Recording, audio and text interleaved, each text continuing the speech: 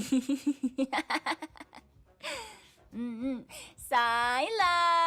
Hello, hello. How is everyone today? How is everyone today? I hope you're all doing well. Some of you may have seen that I posted on Twitter that someone earlier set fire to something in the hallway. So my voice is a little silly sounding today. So we are going to be... We're gonna be in a lower register than usual today, mainly because, as you probably just heard, if I try to go back up into my usual register, there are just bits that are missing.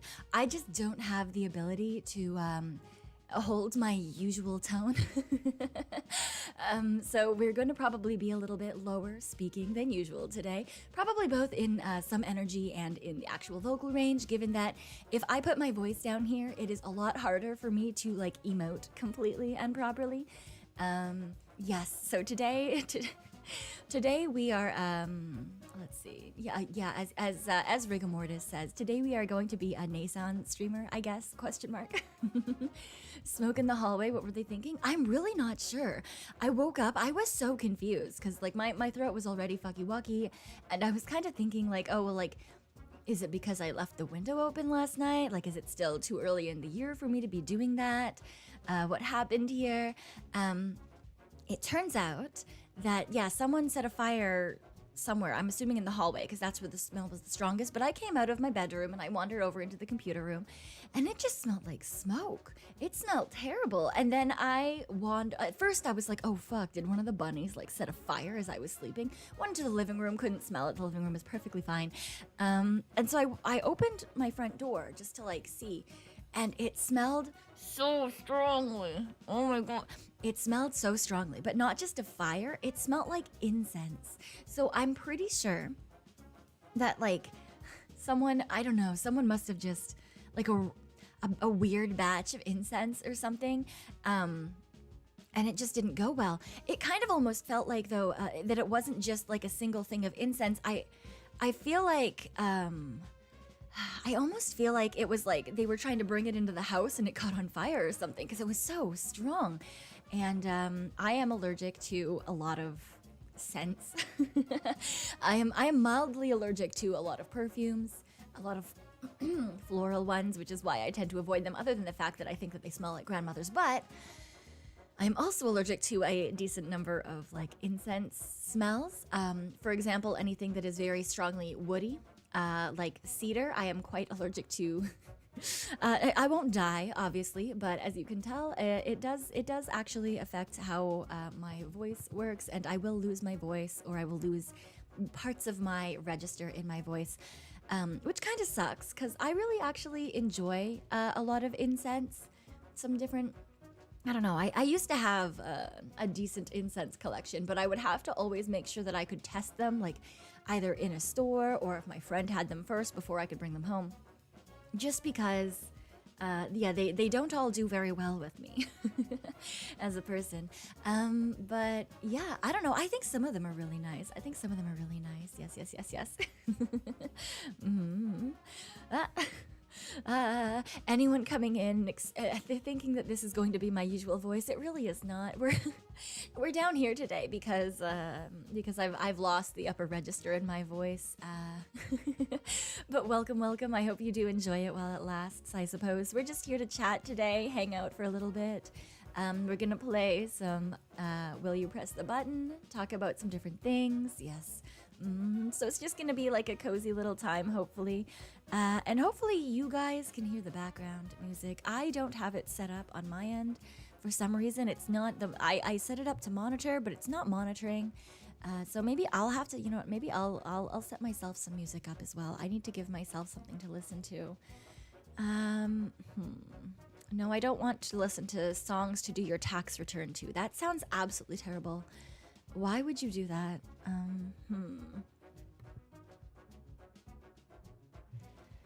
Why is that a genre? Why is there more than one playlist of that? Lo-fi game music, question mark. Maybe some Zelda. Can I listen to Zelda music? That's what I want. Zelda and chill. Yep, we're going with that one. Okay. If I start humming stuff, you know why. That's, yeah, you know why. Dum dum dum. You'd always smell sawdust and salami over incense? What do you mean? I mean, sawdust can be really good, but those are usually sort of the things that I can't without trying to go into an allergy fit of some sort, yes. Marrow, hello. Wait. Let me give you the cute girl wrench. There we go. For those of you who don't know Marrow, she is a pre-debut VTuber. She's a cute little pre-debut VTuber. I'm very excited. Their debuts are, I believe, next week. And she has a very cute design. She's a very cute little fishy design. I love it so much. She looks adorable. So I hope that you guys will join me in watching her debuts. Yes. She's gonna bonk you? Well, I mean, if you don't act out, she can't bonk you, right? But if you do something that she doesn't like, well, I can't say shit about that, you know? That's out of my control. That's out of my control. So I guess if you don't want to get bonked by the cute girl, you know, don't do anything bonk-worthy. All right. Let me see here. I should probably take my hat off. I don't think you guys can see... There we go. I don't think you guys can see the game if I don't take that off. Is it visible? Oh, maybe I need to bring myself a little lower. I think I... What if I sit down here? I just become a head. I just become a head. Maybe that's a little too low, actually. We'll just go up a little bit more. Is that fine? I think that's fine. Right? Yeah. You can, I mean, you can't tell me otherwise. I was gonna say you can't tell me otherwise, but you can. It's fine. I wonder if she has a nice bonk stick. I mean, I don't know. We'll have to see. All right, let me see here. So if you do not know, will you press the button? It is a game in which you can say if you will take what happens when you press the button, which is the top one here. But there are always twists of some sort. There's always some sort of twist, yes. For example, this first one is all the countries of Earth will unite into a planetary republic, and there will be peace everywhere. But the ruler will be Emperor Palpatine from Star Wars. Now, there's peace everywhere. So technically, even though the ruler is Emperor Palpatine, there's peace? Question mark. But I feel like it's probably a really bad idea, because maybe it's like there's peace now, but there won't necessarily always be peace. Also, like, there's just a giant chance that he will kill everyone anyway, just for funsies. Palpatine is the Senate something. Is the Senate, so you'll support him. Until the Death Star blows up your planet? Yeah. Sith always fuck things up. That's the thing, is like... I'm obviously into the bad guys. But yes, I would also not necessarily trust that this would end well. So I think I would probably not. Because, yeah, even though all the countries of Earth will unite into a planetary republic, that does not necessarily mean that we are alone, and that does not necessarily mean that we will do well in terms of, like, on a galactic or universal scale, so, You think Palpatine would do better than some of the people we've got going? I mean, you're not wrong. You're not wrong. My worry, though, isn't necessarily his ability to rule over Earth. My worry is that there's peace within the countries of Earth, but like, will there be peace on a larger scale, you know? If Palpatine lives on Earth, he won't use the Death Star on us. Yes, exactly. But the thing is like, will it go okay outside of Earth? Will everything remain okay outside of Earth, even if there is peace on Earth, you know? So I think that this particular button, I will not press this button. But if you would press this button... Oh, a lot of people didn't. Okay. Yeah, so it looks like the majority of people did not press this button. So they were on... It's only if we leave Earth. I guess so. But what if there's really hot alien babes on another planet, okay? And now that planet gets blown up, and you're never going to be able to meet these hot alien babes now. All disagreements are now resolved with over-the-top dance-offs. But you're really bad at dancing. So I want you guys to know that before I read that second part, I was thinking in my head, I'm really bad at dancing. So this would be very, very bad for me, in particular, because I'm very, very bad at dancing. Oh, I'm so sorry. What happened there? Excuse you? Press the button. Excuse you.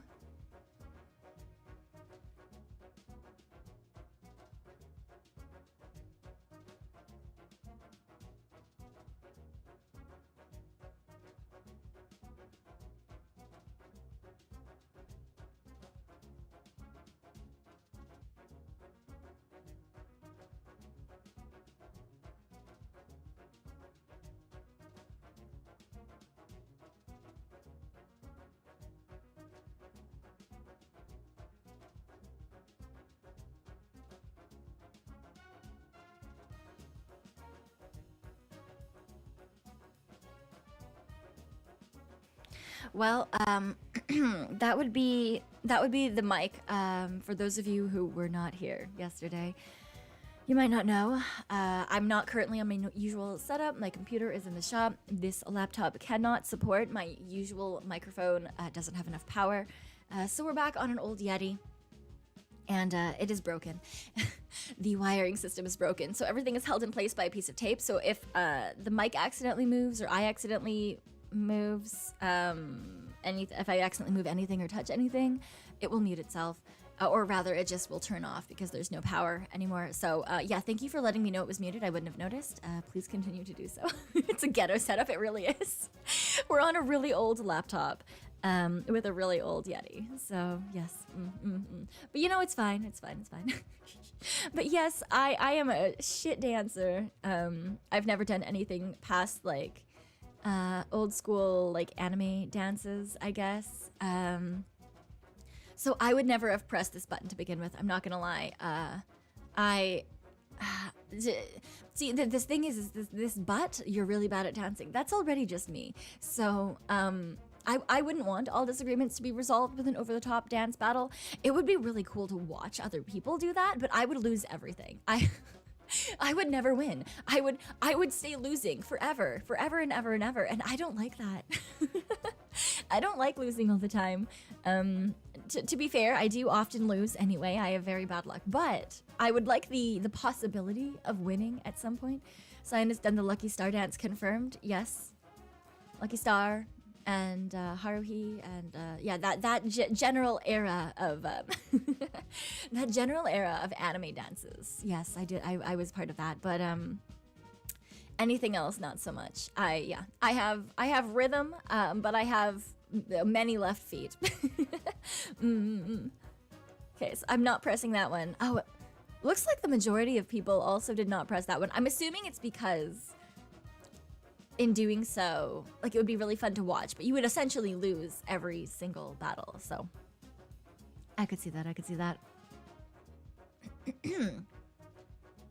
Okay. You will be granted 3 wishes, but you cannot wish for more wishes, and the first wish must be given to your worst enemy.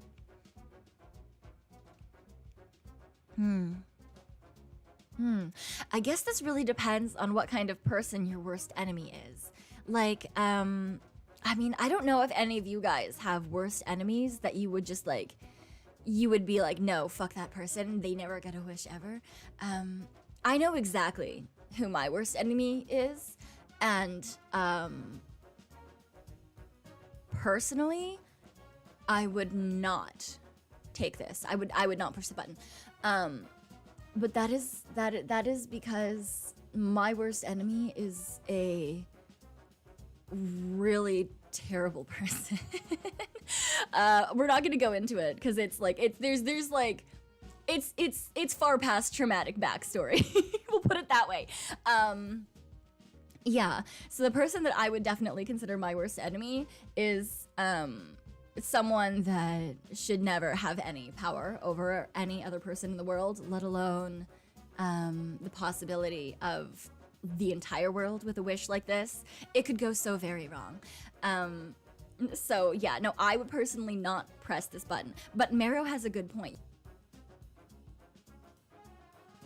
In that case, wouldn't you have to wish first? Would you have to wish, like, would that work after or before, you know? So like, cause, I guess it also depends on if your worst enemy knew that you're the person with the wishes, right? Because if they know that you gave them the wish, then they could wish for you to like not remember that you have wishes, or that like you couldn't interrupt their wish or whatever. But if you wished first, you could say like your wish is that your enemy's wishes always turn out in a way that puts them at a disadvantage or something, rather than just personally, I wouldn't just say like, oh, I wish that they don't come true. I would like, I wish that they come true, but in the worst possible way for the wisher, you know?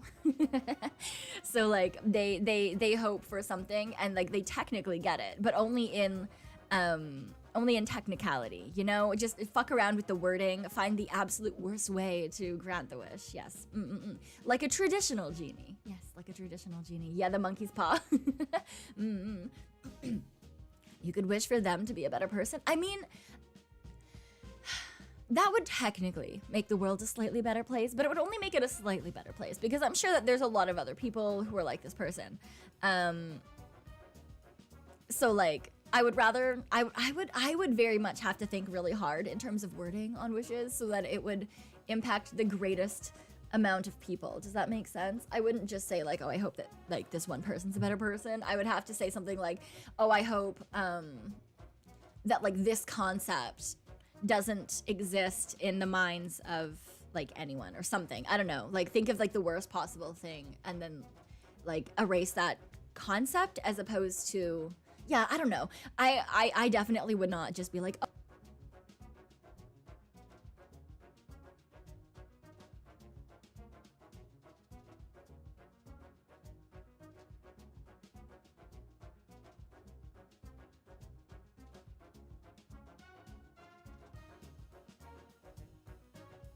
Oh, I'm so sorry. This is so scuffed. Oh, God. Oh, yeah. It's fine. It's fine. Yeah. My worst enemy whispered my mic to me, quite possibly. Actually, where's my tape? Let me see. Maybe I can just, I'll put new tape on my mic. Wait, where's my, oh, fuck. It's behind everything, isn't it? Okay. I'm gonna scramble for a hot second. Give me a second here.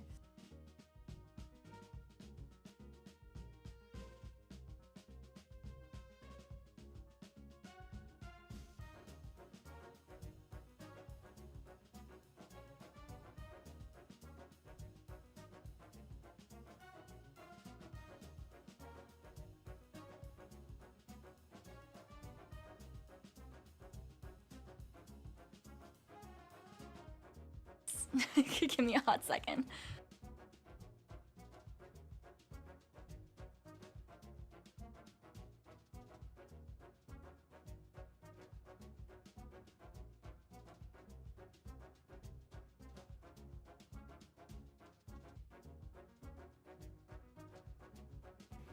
All right, I think we've performed functional surgery on this wire. I think it's okay.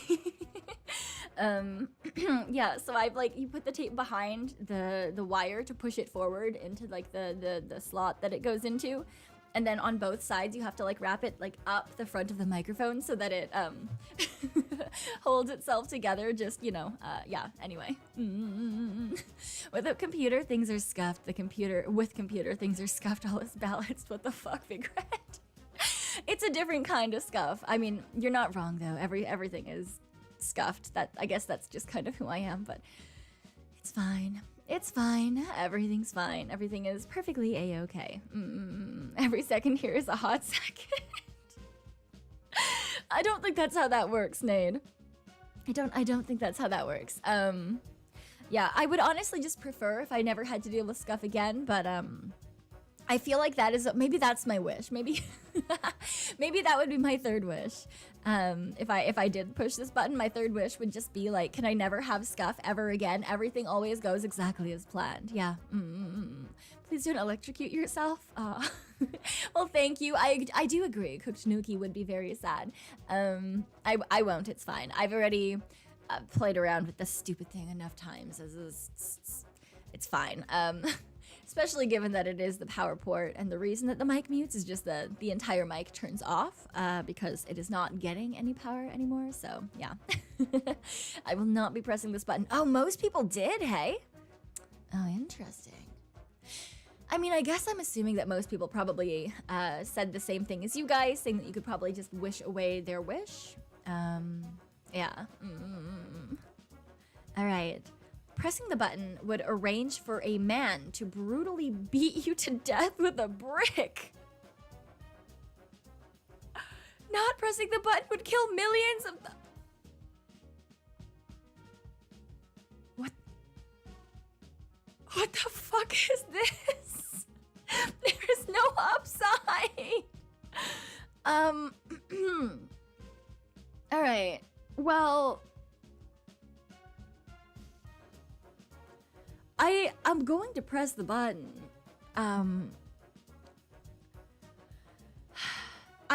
You know, I'm hoping for a couple of caveats when I press this button. Because it says it will arrange for a man to brutally beat you to death with a brick, right? So I'm hoping that they hit my head first, and then I just, like, I pass out for the rest of the brutal beating, you know? And then, like, also the caveat, like, maybe they're just, like, a really hot mafia boss or something. Yeah. Those would be the hopeful caveats that I would have while pressing this button. It says nothing about him.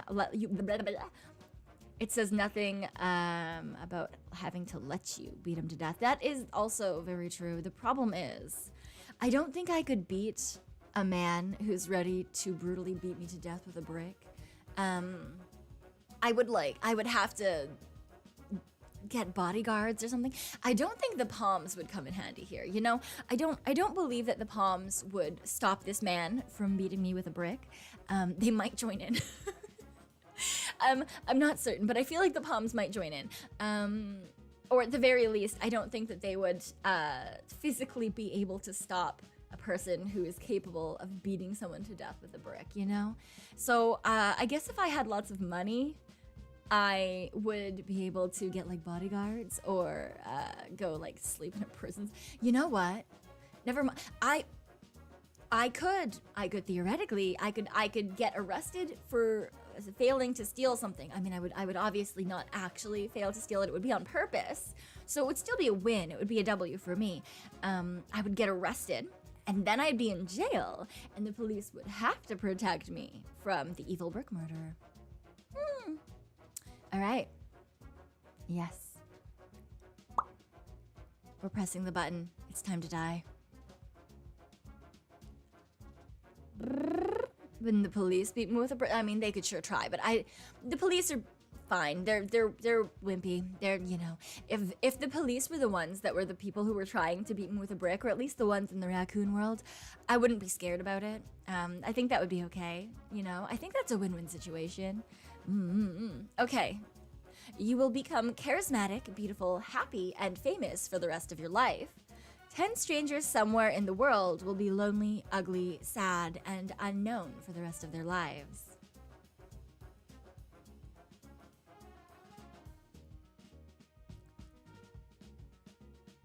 I mean... Yeah, okay, so... That's that. This is also very, like, subject to bias. That's the thing. I don't get it. Okay, what if they're already those things? They probably are already. Okay, yeah, all right, yeah, so, okay.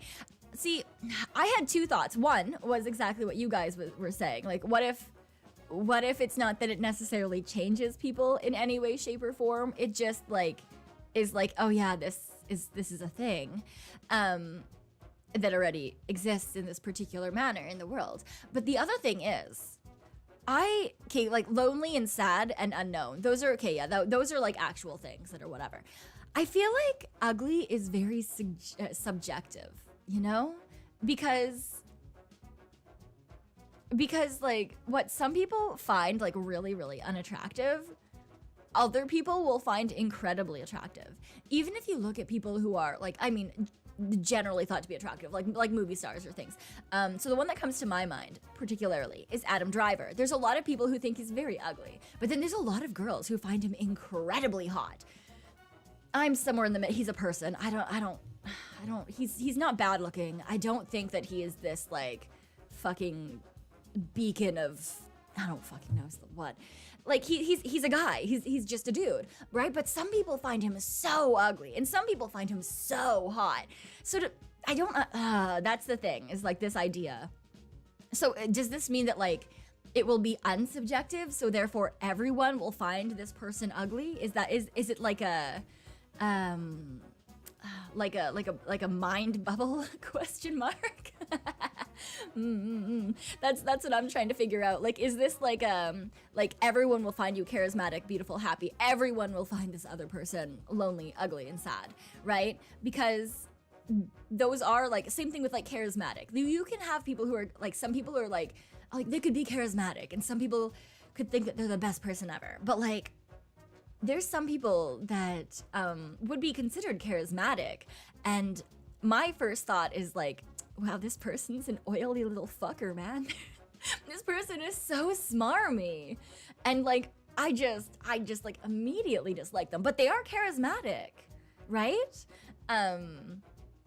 So I there's a lot of like subjectivity. I'm not gonna say I'm not gonna press the button. I will 100% press this button. I mean, it would be very hypocritical if I did not. I am I am a VTuber. Like, the things that make me happy in life are being able to make other people happy in life. And so like, if I could be like more charismatic and happier with what I'm doing and like reach more people, I would, like, I'm not about to be like, yeah, I wouldn't do that. No, I'm gonna fucking do that. But I still want to know if this is like, is there like a neural network or something involved in making these subjective things not subjective or not? Because if it's still subjective, like, these people could find happiness later on. Not everyone's gonna find them ugly, because I think that that's fucking stupid. I don't know. I don't understand. I think it's dumb. Same thing with beauty. It pisses me the fuck off, because there's some people that I think are really, really fucking hot, and I'll show them to my mom, and I'm like, look at this girl, she's fucking gorgeous. And my mom is like, that's normal. What do you mean? What do you mean? This is a hot Asian babe, please. And my mother is like, yeah, that's just a girl. Excuse you? So, you know, I think because like that beauty is so subjective, that's a weird thing to me. But yeah, no matter, like, I'm not gonna push that button. That would be such a lie. The button guarantees the outcome, but that's the thing. It can guarantee an outcome, but it's such a subjective term that like the only way that you could technically guarantee that every single person found that to be the truth would be like some sort of like neural network or like mind control. You know?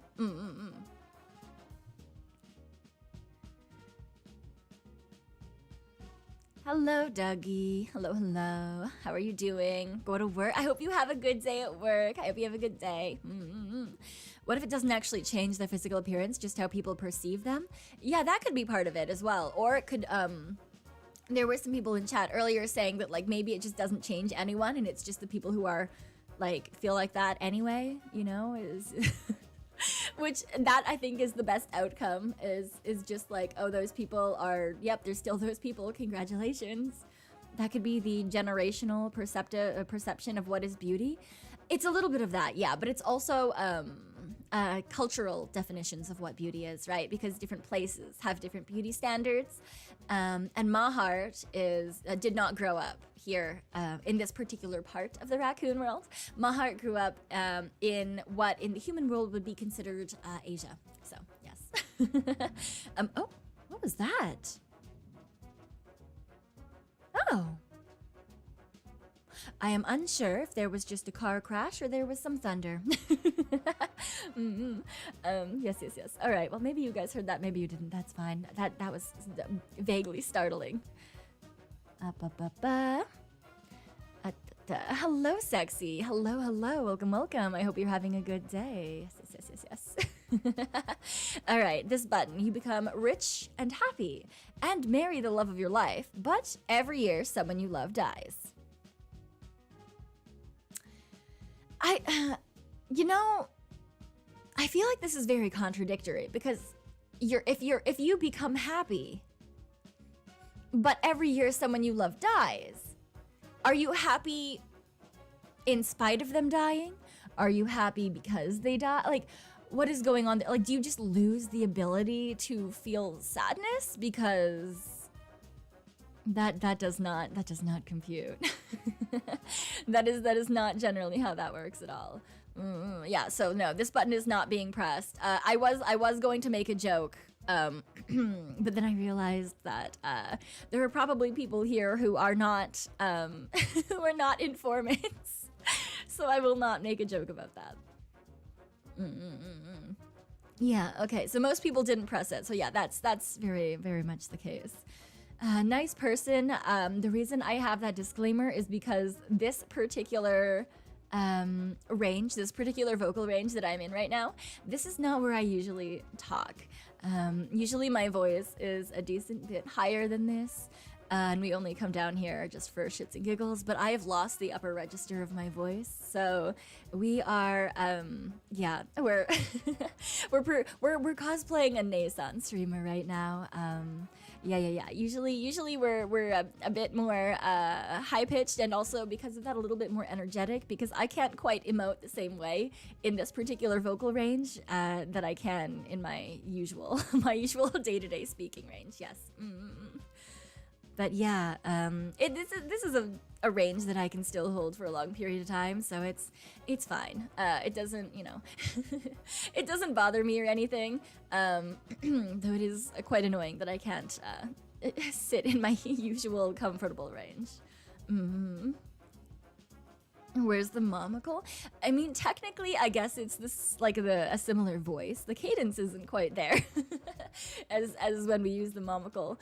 And like that doesn't have that particular purpose. So, all right, let's go on to the next one. You would be the most charming and charismatic person in the room, but you would smell bad. I will not. I will not. I will absolutely not. No. We're not gonna go there. We are not going there. No. You can be as charismatic and as pretty as all get out. No chance. No way. No. Yeah, no, that's, nope. Nope. Oh, God. No chance. No. I'm not even gonna discuss that one. It's a 0% chance. Okay.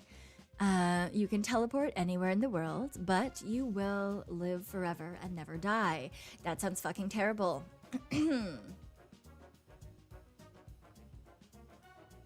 That sounds absolutely terrible. Yeah, so I pressed no immediately because the idea of teleportation and being able to visit anywhere in the world, that's great. That actually sounds super, super fun. Living forever sounds awesome. It really fucking does not, banana chicken. For a couple of reasons. A, everyone that you love will die before you. You will have to watch every single person. Doesn't matter if you know them now or if you become friends with them in 200 years. Every single person that you ever interact with will die way before you do. That will be so incredibly heart-crushing, and even if you don't care after a while, even if you become numb to it, ow. The fact that you are now, like, uncaring about other people that you're interacting with, like, there's no point. That would be terrible. You don't love anyone, so no downsides. I mean, that would just also be very lonely. No friends. You wouldn't be able to form connections with people. That sounds terrible.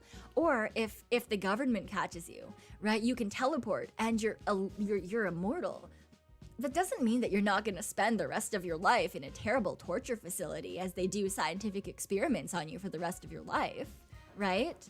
And then There's also just the fact that I'm incredibly depressed. It also doesn't say that you won't be in pain, right? So you could theoretically also age forever. You could just be old and decrepit and all of your joints hurt and you can barely stand up, but you can teleport. You can teleport. You know? But yes, I personally would like to die in approximately 30 years. I think that would be great, you know? I think that would be fine. I would be happy with that. Which I understand that a lot of people would probably think is like very grim. But like, I'm that person. I want to live my life to the fullest now, you know? I don't want to get to that point where like I'm reliant on other people to go about the things that I really, really want to do. And just based on how my like body exists now, I feel like any longer than that, I would probably start having a bad time. I'd probably actually need to rely on other people to help me out. And I don't like that. I do very much enjoy being able to get around independently. So yes. Is the teleporting limited to being on Earth? Well, it says anywhere in the world. So I would say yes. It does say anywhere in the world. Oh, I just changed the window size and that fucked everything up again. I need to stop doing that. Okay, a little bit more.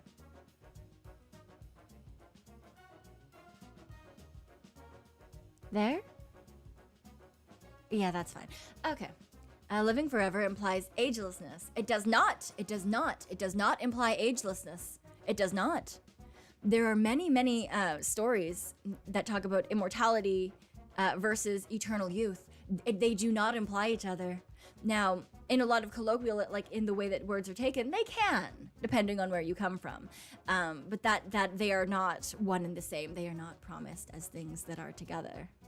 Yes, so this doesn't say that it includes anything about aging. This does not say anything about agelessness. So, living forever doesn't mean you won't be a barely alive husk. Exactly.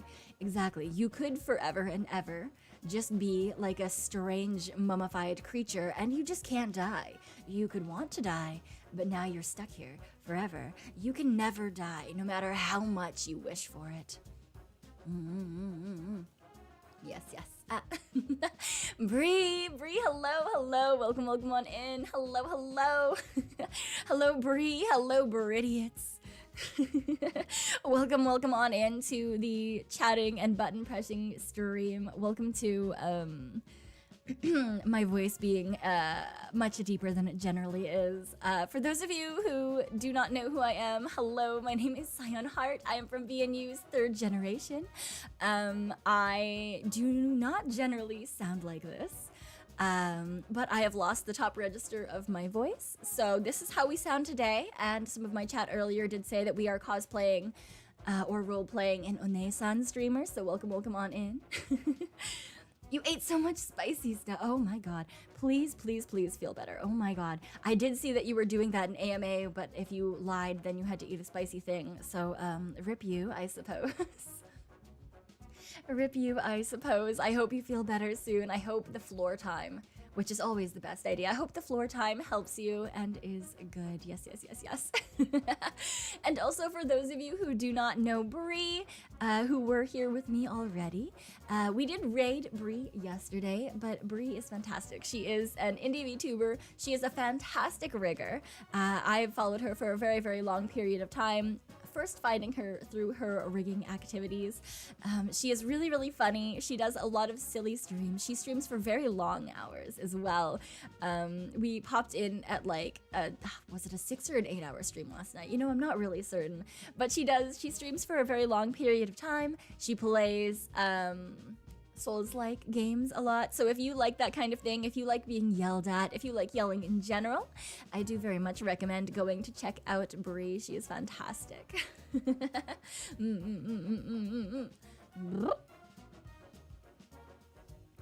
Is Cyan feeling sleepy or drinking? I am not. I have just I may be getting sick as well, but I've just lost my voice due to someone burning a fuck ton of incense in the apartment hallway. Yes. Bree's really good at Souls-like games. She really is, Dad. She's really good at them. She's really entertaining to watch. I fucking love Bree. She did 10 hours for her 10K yesterday. Yes, she did. Yes, she did. Yes. After we raided into her, I did watch for quite a while. She's great. I love Bree. I've always loved Bree. You saw a guy in the gym that was like 67 and he looked 40, 50? Yes, that is definitely a thing that some people can pull off. All right, let's continue on to the next button. You can jump extremely high, but you age twice faster than everyone else. I'm assuming this means you age twice as fast as everyone else. This sounds like a terrible trade-off. Why would you want that?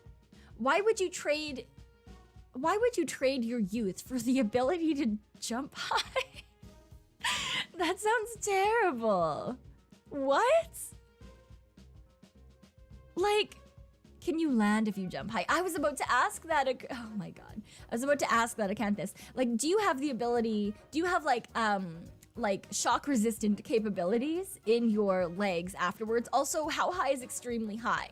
Like, is it like, can you jump above the world record for high jump high? Are you able to leap tall buildings in a single bound, sort of extremely high? But if you could do that, are you able to land in a safe manner? Or is that part of the reason that you're aging twice as fast as everyone else? I don't know. This is stupid. I don't know who would take this. 18% of people decided that they wanted to jump high instead of, why? Why would, who? Who the fuck decided that would be a good idea? All right, okay. You get a piece of chocolate cake, but you can't drink milk while eating it, and it is very dry.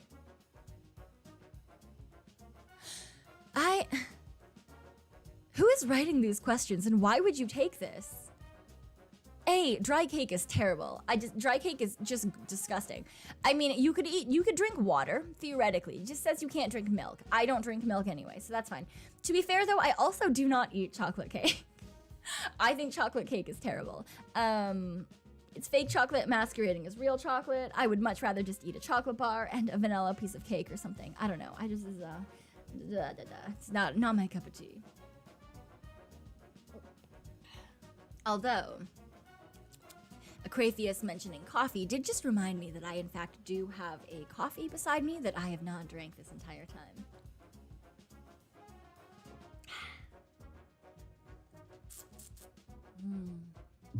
Delicious coffee.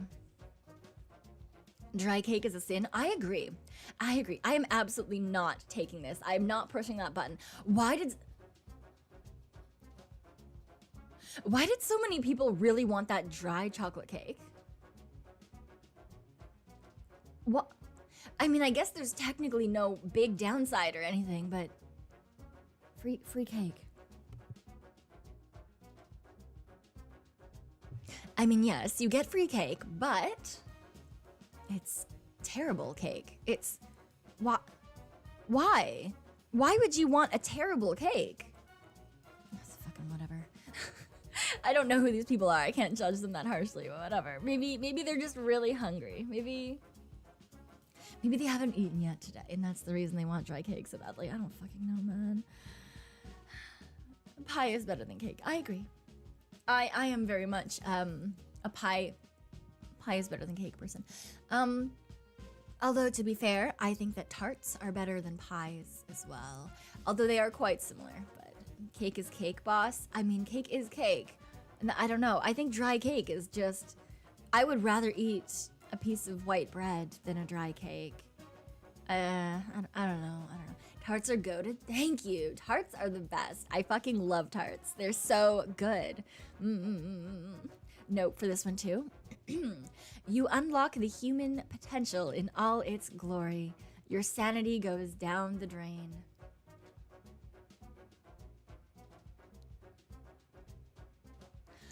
To what extent do they mean this? You know? Like, are we... What counts as your sanity goes down the drain? Because I am already on, like, mental health medications. I'm already on mental health medication, so like, how much farther down the drain does it go? You know, like, are we just gaining new? We're gaining new health conditions. Is that what this is? Do I need to go visit some more like psychologists and psychiatrists? Are we now? Is it dementia? Like, or is it Arkham Horror sanity levels? Well, that like what version of sanity are we using here? Because if it's like sanity as in like, yeah, okay, someone mentioned Arkham. So it's a facility for the criminally insane. But you can look at Poison Ivy, for example. Incredibly intelligent still. She has a very off moral compass comparatively to the rest of the world. Therefore, insane, right? Harley Quinn is probably more obviously insane in like a more traditional manner. But then you also have like Dr. Freeze. A lot of these particular characters are categorized as criminally insane. Oh, you meant as in the Cthulhu mythos. Yeah, that's the other thing. There's also the version of insanity that's just like absolute like mind break, like fucking chilling there. You have no sense of what's going on around you. You're just like essentially you're a fucking vegetable. Levels of not there anymore. What if insane is I have to clean the room? Yeah, like that's the other thing. Is like, is this going to be like yeah, it very much depends. It very much depends on what they mean by your sanity goes down the drain. There are too many options. There are too many variables. I don't know, man. I just see. I'm gonna push the button. I'm not gonna lie. I would be the person who would push this button if I was given this choice in real life. I would push the button, because it's not a clear downside, you know, because if by sanity they mean criminally insane, I'm a phantom thief. If they mean sanity by you have to have a certain amount of mental illness, I've got that covered.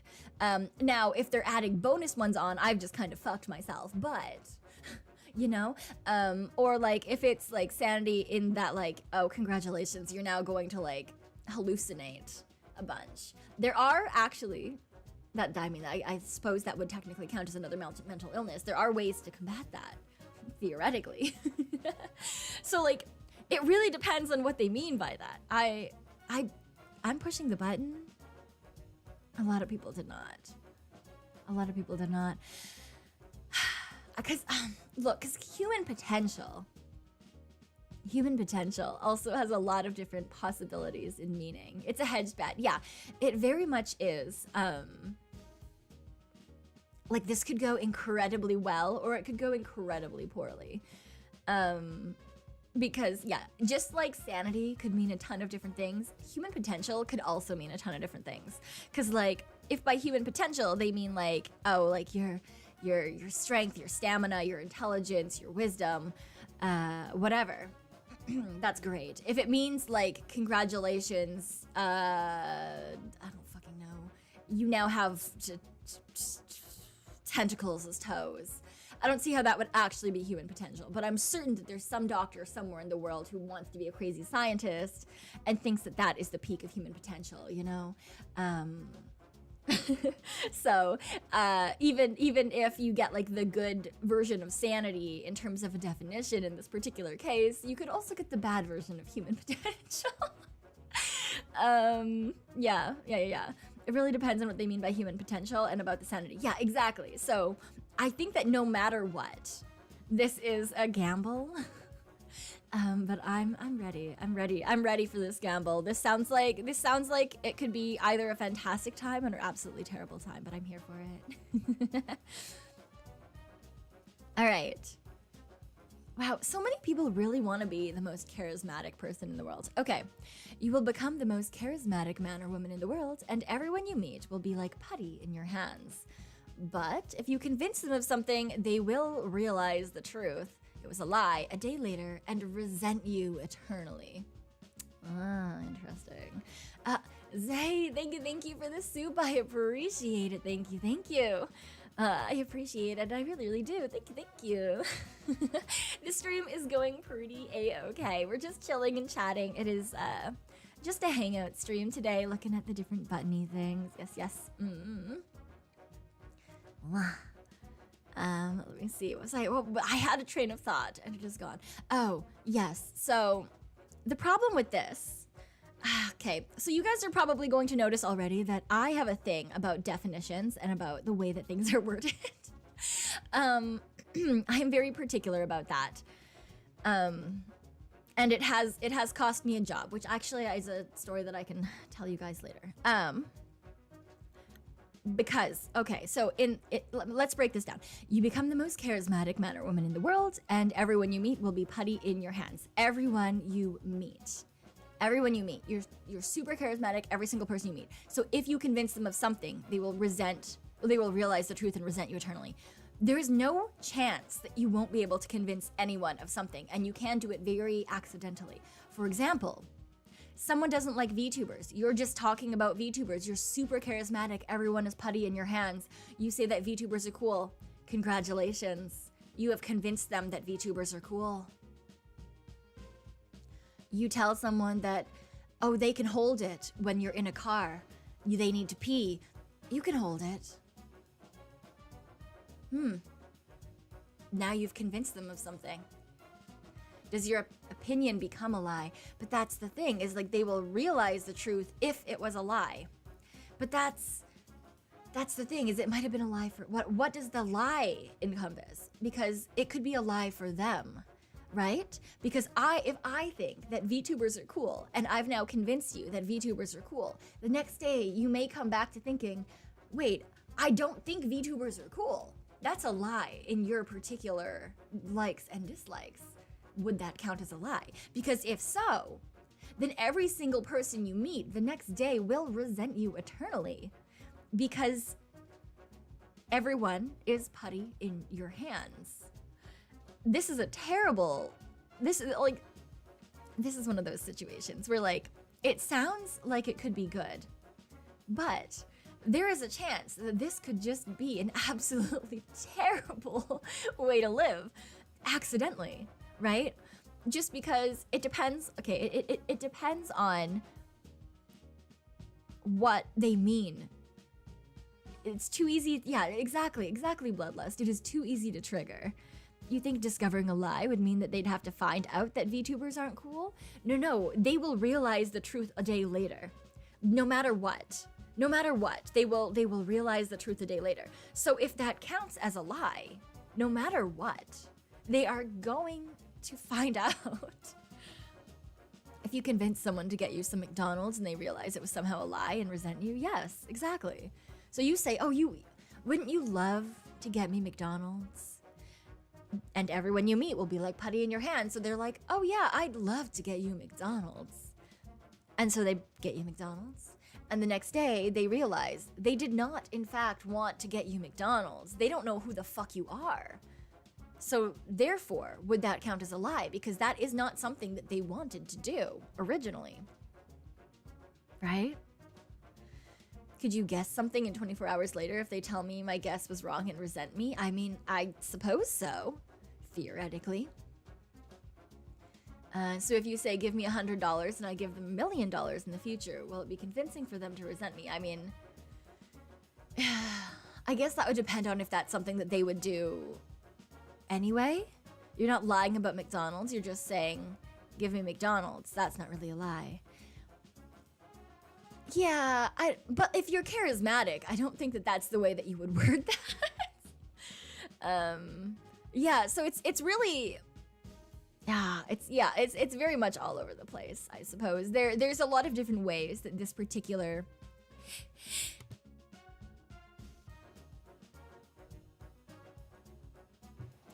Sorry, I had to sneeze. Yeah, there's a lot of different ways that this particular thing could be taken.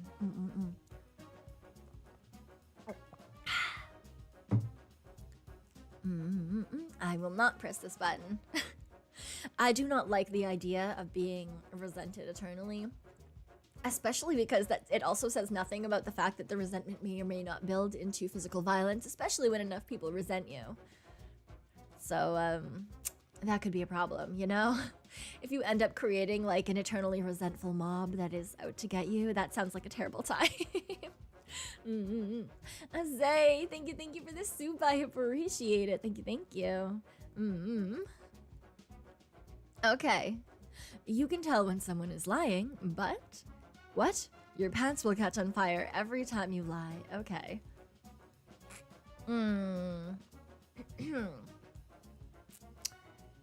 So you're just liar, pants on fire.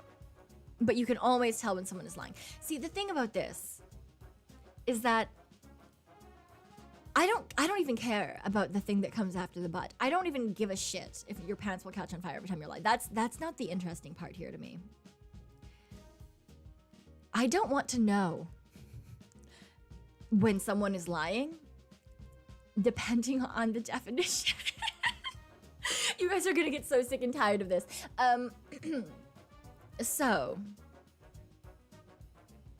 what counts as a lie? Because do white lies count? Right?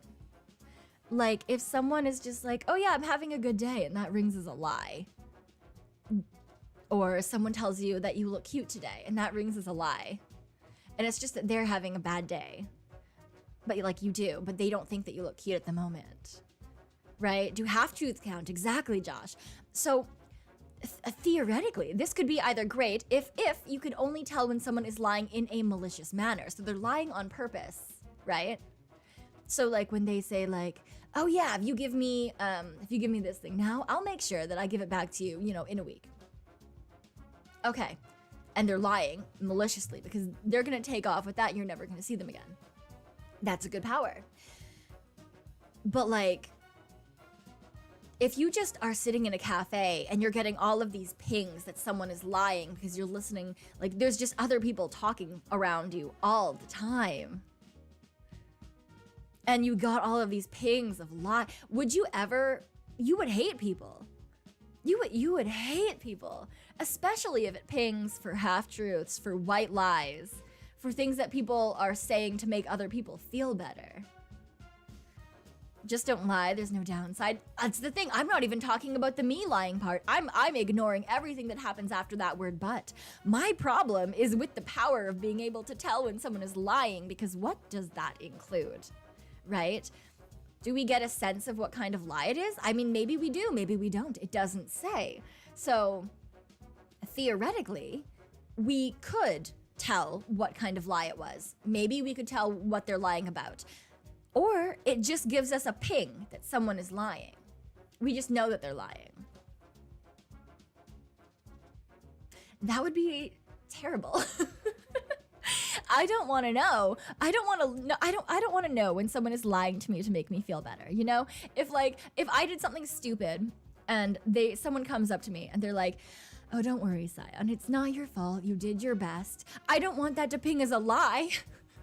That would make me so fucking sad. Like, I feel like if you just got pinged with every single lie that you heard, you could never go out in public. You would hate people. Like, you would never want to deal with anyone ever again. You would have absolutely no trust in anything around you. I think it's terrible. It'd be just like people who could mind read everyone in an area. Yes, no, I agree. If you can shut it off, fine. If you can direct it, fine. If you are always just telling, if you're always telling if someone can lie, or if you're always actively mind reading, I think personally that those are absolutely terrible powers. There is not enough structure telling me about what this power could possibly be. I will not push this button. But that is only because I dive way too deep into semantics. I dive way too deep into semantics. So, Yeah. Would lies or in tweets or VTube vids be? Oh yeah, that's the other thing. If it's not only in spoken word, but in written word or in recorded things, would every movie ping as a lie because they're acting, and therefore it's technically not true? that would be terrible. Okay. Will you press the button? 10 times faster internet than you presently have, but can only download 20 gigabytes of stuff a month. I will not. I will not. I'm I live on the internet. Why the fuck would you need faster speed if you were only able to use it for like a day? That sounds terrible. That sounds absolutely terrible. What counts as download? Well, everything. Every time you open a website, that's you're downloading data, right? That's what the streaming in towards you is. That wouldn't. I'd get through maybe a YouTube stream, like watching another like, no chance. Absolutely not. Absolutely not. No. You can't even download a full game. Exactly. Good luck trying to play online games. Good luck watching videos. Good luck anything. Oh, that's terrible. That's terrible. I hate that. You wouldn't be able to watch streams at that point. Exactly. I could watch like one stream and I'd be done. Okay. You learn to throw fireballs, but you can never play video games for the rest of your life now. What the fuck use does fireballs have? Excuse you? What? Okay, wait, for one, why in the world did they equate those two things together? Like, why did they assume that those things should go together? For one, like, that doesn't make any sense. Two, why the fuck would I trade the ability to play any amount of video games that I want in my entire life, an endless supply of video games, anything that I could possibly play? And I'm saying this because, like, that's kind of just how I game. For throwing what the fuck would I do with that? What the fuck would I do with that? Why? What am I gonna do? Throw fireballs at my informants for funsies? No, I'm not going to do that. Leora's armpit sweat. Thank you so much for the soup. I appreciate it. You could play games on PC. No. It doesn't say video games on consoles. It says video games in general for the rest of your life. So you wouldn't be able to play any video games ever. That sounds terrible. Maybe if you were like a street brawler or something, or like your job, maybe if you were like maybe if you were in like the military, like you're a career military person, and therefore you're in a lot of combat. I don't know. I can't see a place in which learning to throw fireballs is like a net positive in general. I don't know. I wonder why 44% of people need fireballs. Yeah, that's also what I'm wondering. That's also what I'm wondering. Battle Ranger, thank you for the soup. I appreciate it. I don't care how small the room is. I cast fireball. No! You're gonna kill everyone. Oh my god, that is true. How big are the fireballs? If those are D&D fireballs, everyone's fucked. There's no fucking chance. If this is like D&D and you have learned to throw fireballs, I need you to know that like that's all that person is going to be doing. They're going to be casting fireball at any way. Oh my god, that sounds so bad. Hello, Yuki and Yuna. Hello. Welcome on in. And hello to the Raiders. Welcome. Yes. Hello. We're just doing a silly little chatting and button press stream today. Welcome. If you don't know who I am, my name is Cyon Hart. I am from V&U's 3rd Gen Oracle. Also, this is not what I usually sound like. I've lost the top register of my voice, so we're kind of just chilling down here in a slightly more Onesan part of my voice, ? And for those of you who don't know Yuki and Yuna, they are an adorable duo. I love them very much. Please go check them out. I'm sure that the Palms will definitely put a link over to them into the chat. Why did my brain decide to put all of those words out so fucking far apart? Okay, that's fine. But yes, please do go check them out. They're very sweet. And Jacket, thank you so much for the soup. I do appreciate it. Your first soup on a live stream. Thank you. Burn all the grass. You never have to touch it. It's a lot of grass. There's a lot of grass in the world. Please don't burn all of it at once. That is probably gonna cause some sort of terrible ecological disaster. Fireball, so much fun. No. Fireball is a fun spell, but in this case, I don't know about that. I don't know. The question was, you know, you get to throw fireballs, but you can never play a video game for the rest of your life. That sounds terrible. All right, let's go on to the next one. Cyan is smooth and not scuffed. That's such a fucking lie. That's such a fucking lie. The current mic is held together by literal washi tape. Okay. You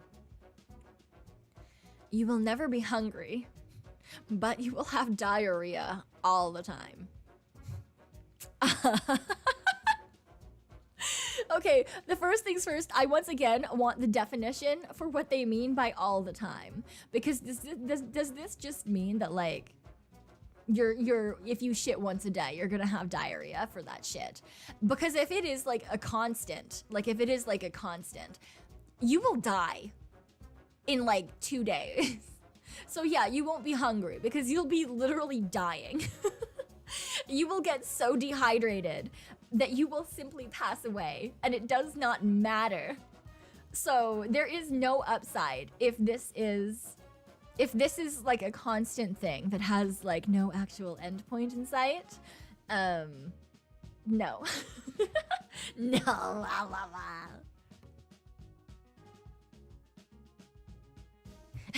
And Pawns, thank you so much once again for linking all 4 of you. Okay, that's fine. Thank you guys so much for linking back to duo leveling. Thank you so much for linking back to Yuki and Yuna. I do appreciate it. Okay, let's go to the next one.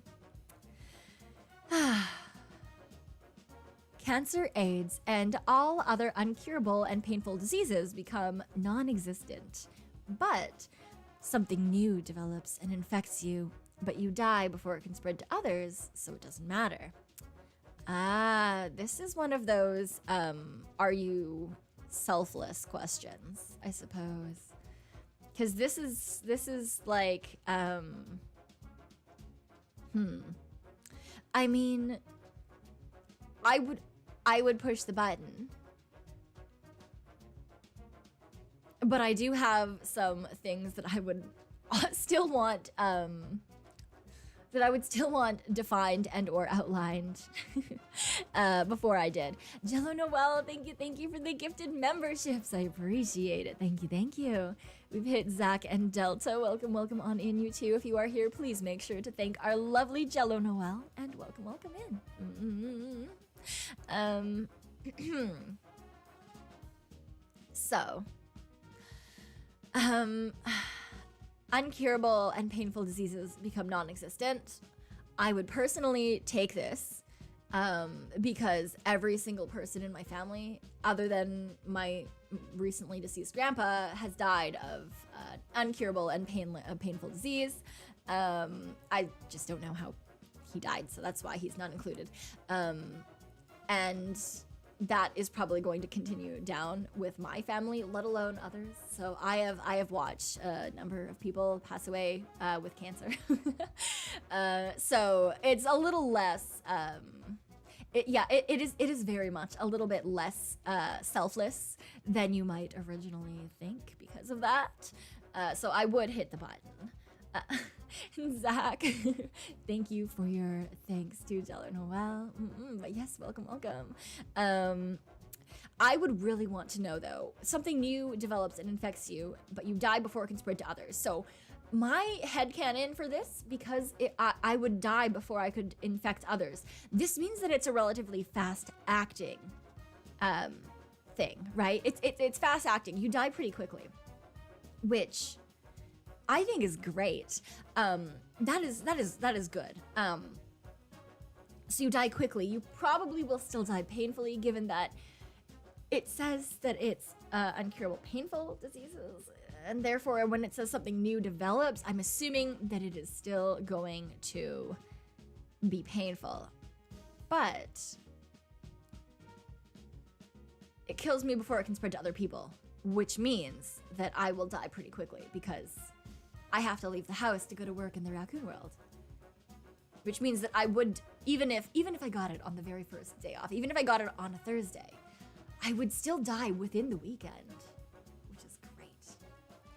What if it's a zombie virus? But it's before it can spread to others, so it doesn't matter, right? The idea of it doesn't matter means that, like, no one else is going to get this disease because it ends with you, sort of thing. You're patient 0 and also the last patient that ever gets infected by this disease.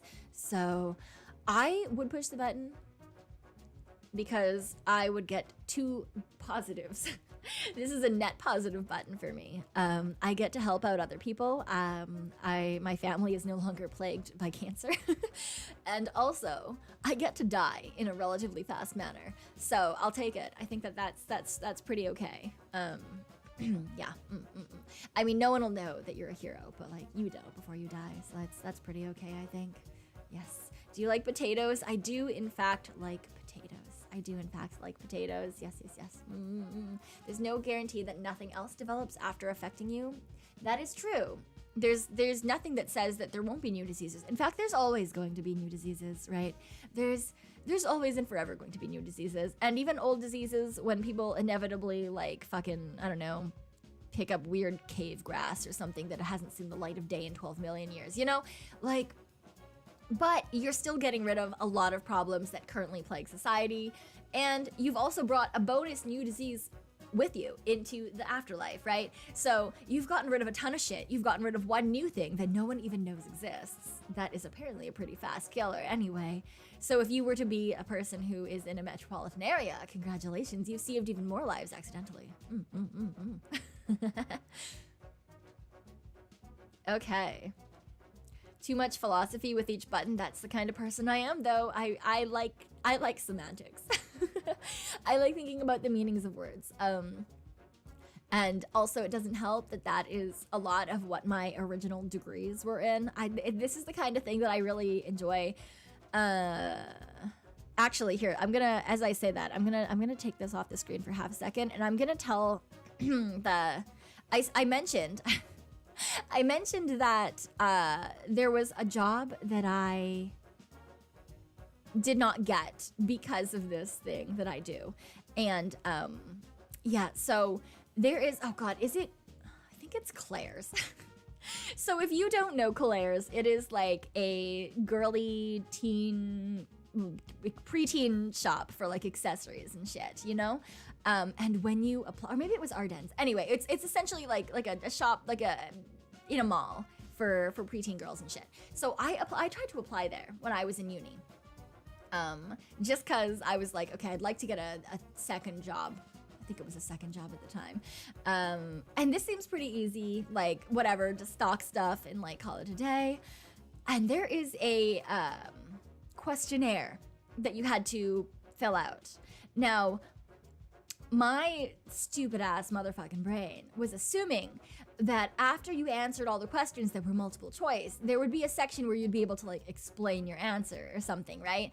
Because like, I'm not one of those people who's like, okay, black and white, this is how this works. I like to like meander. I mean, you guys have already noticed. So there was a question on this stupid fucking form that was like, would you ever, or like, what was it? It wasn't a would you ever. It was like a, could you? That's what it was. The wording was like, could you steal from the store? My answer was obviously yes. I'm a phantom thief, okay? My answer was obviously yes, right? They're like, could you steal from the store? Yes, I could. But it's not that I would steal from the store. Why the fuck would I want to do that? It's a Claire's or an Ardennes or something. Like it's a small child's accessory store. I would not. Why would I do that? Why would I possibly want to get like a record of any sort for doing that? Also, I'm far too lazy to do that. That sounds like way too much effort for not enough payoff, right? So in my in my head, I'm like, okay, well, like, if I'm answering truthfully, the answer is yes, I could indeed I could indeed steal from this store. And I was thinking like, oh, like they're gonna obviously give me a place to talk about why I answered everything the way that I did. And in that section, I could say like I could, but I would not. Like it's against my personal thieves code, right? Like I'm not gonna do that. Why the fuck would I do that? That sounds like such a waste of time and effort. There wasn't. That was in fact the last page. And then I was told by one of my friends who was a district manager for that particular chain of stores in another area that I had been blacklisted from the company. So I would never be able to even apply any longer because my head is too full of definitions and semantics.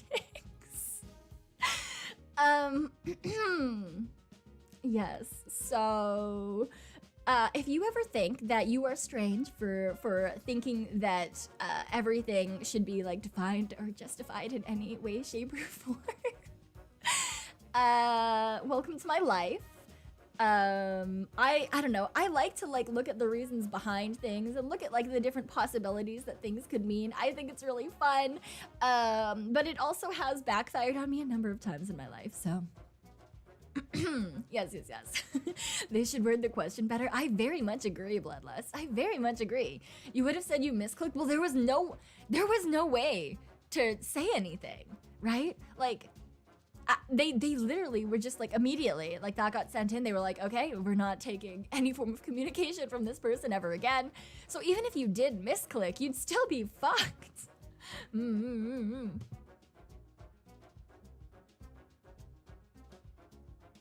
Sorry, I had to clear my throat there for a second, but yeah, I don't know. Oh god, could probably iron out a lot of laws and bills for the government. Yeah, so this particular tendency of mine is also part of the reason that for a very long time, Hart tried to convince me that I should go back to school to be a lawyer. But I fucking hate the idea of spending that much time reading through documents and having to memorize stuff. It sounds so terrible. It sounds like a really bad time to me. Hello, Nas. Hello. We are having a good night so far. We're just hanging out and chilling. Yes. What is this stream about?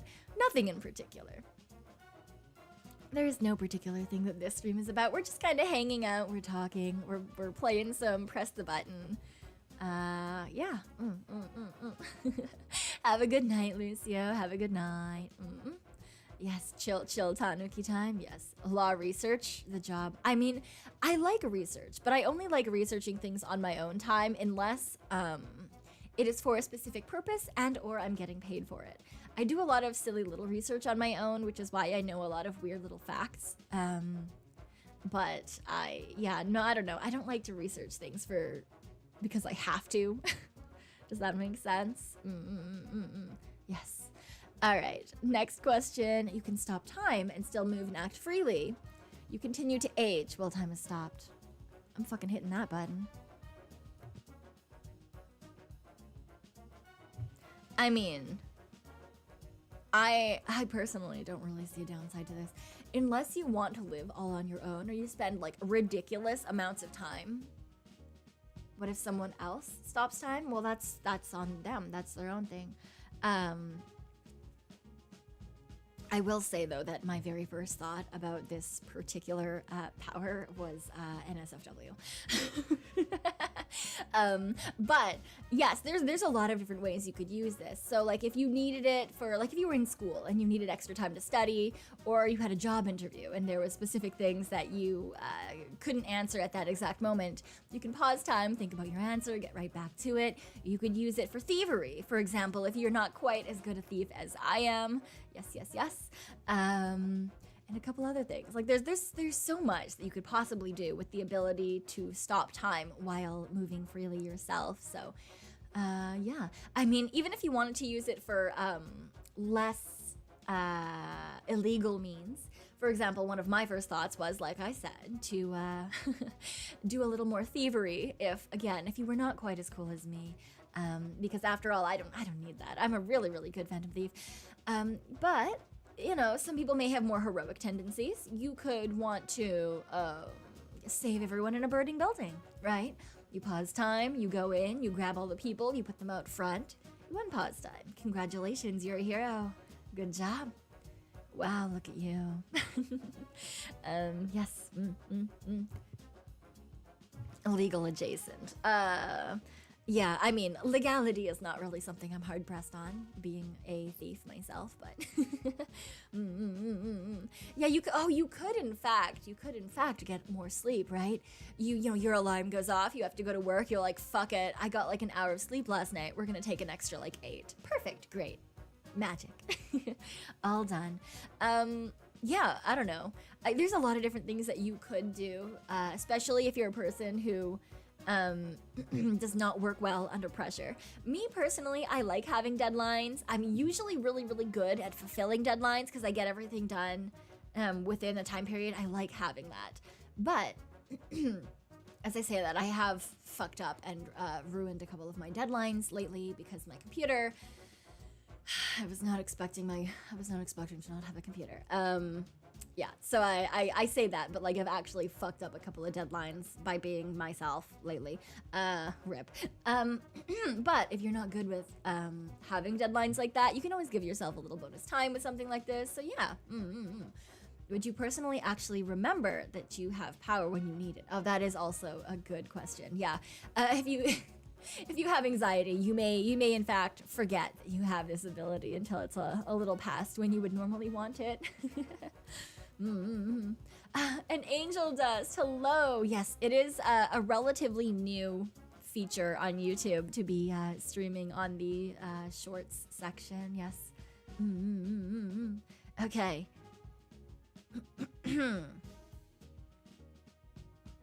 The weather will be perpetually sunny, warm, and glorious, but ice cream only comes in peanut butter flavor.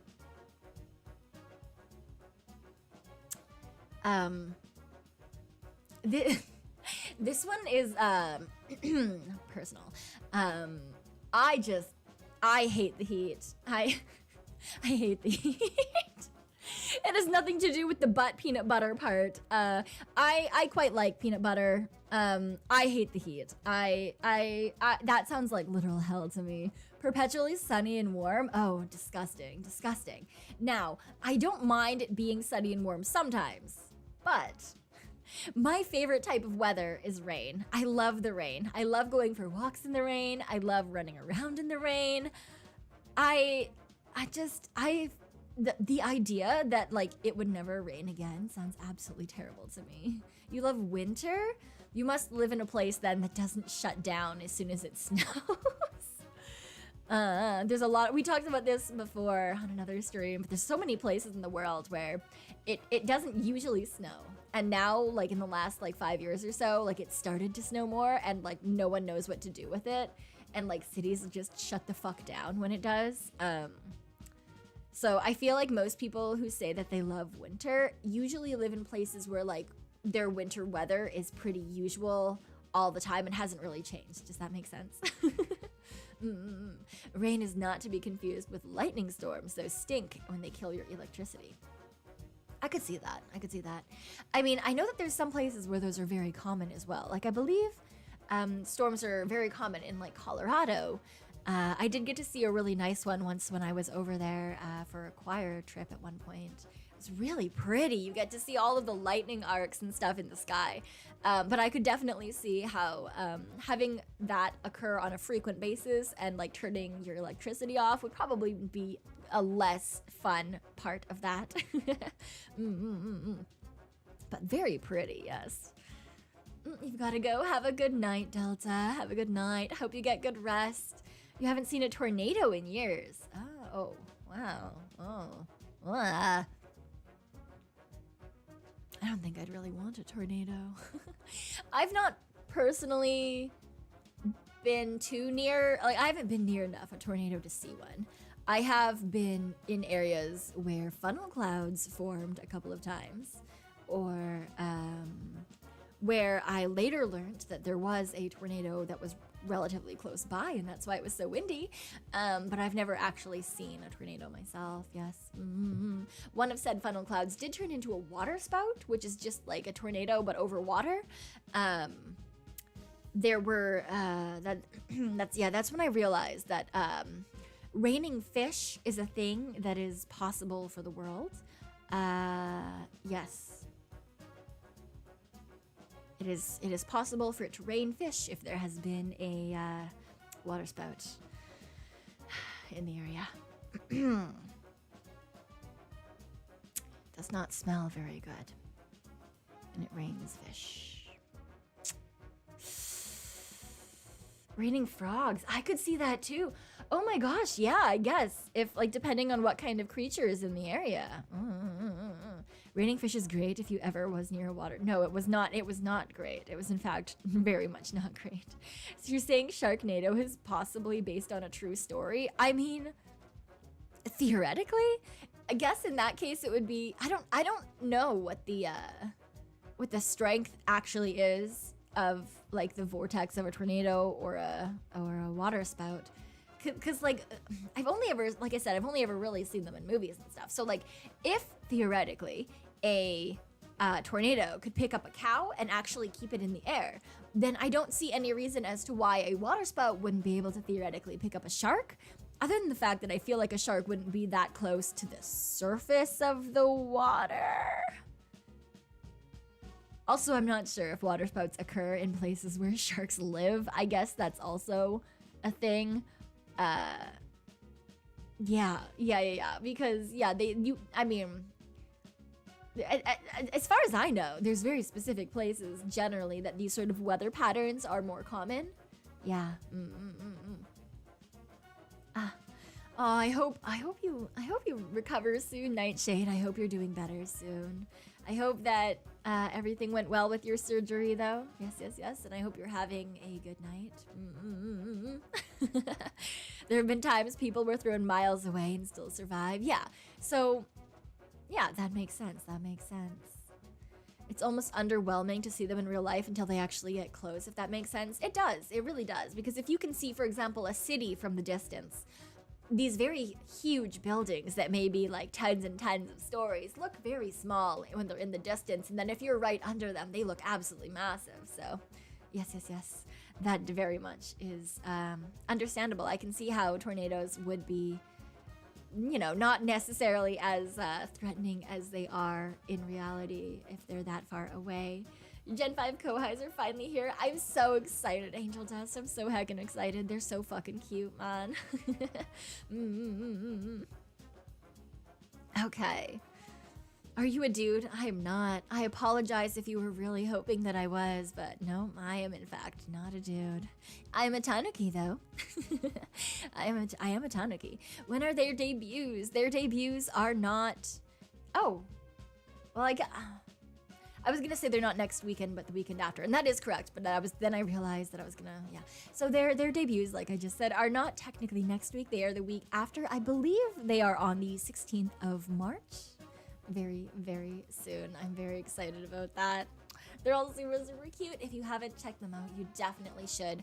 I do have every single one of them linked in my YouTube profile. If you scroll down, if you do not know their names or anything like that. So they should all theoretically be linked there. You will be able to see every single one of them. Yes. They're very cute. They're all, oh my gosh, I'm so excited. Yeah, I've said this many a time on my stream, but I get cuteness aggression when I look at them. Yes.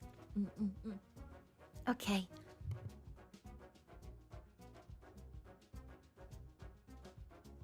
Okay. Oh. My throat is getting slightly worse, so I don't know how much longer we'll be going for, but let's check the next question.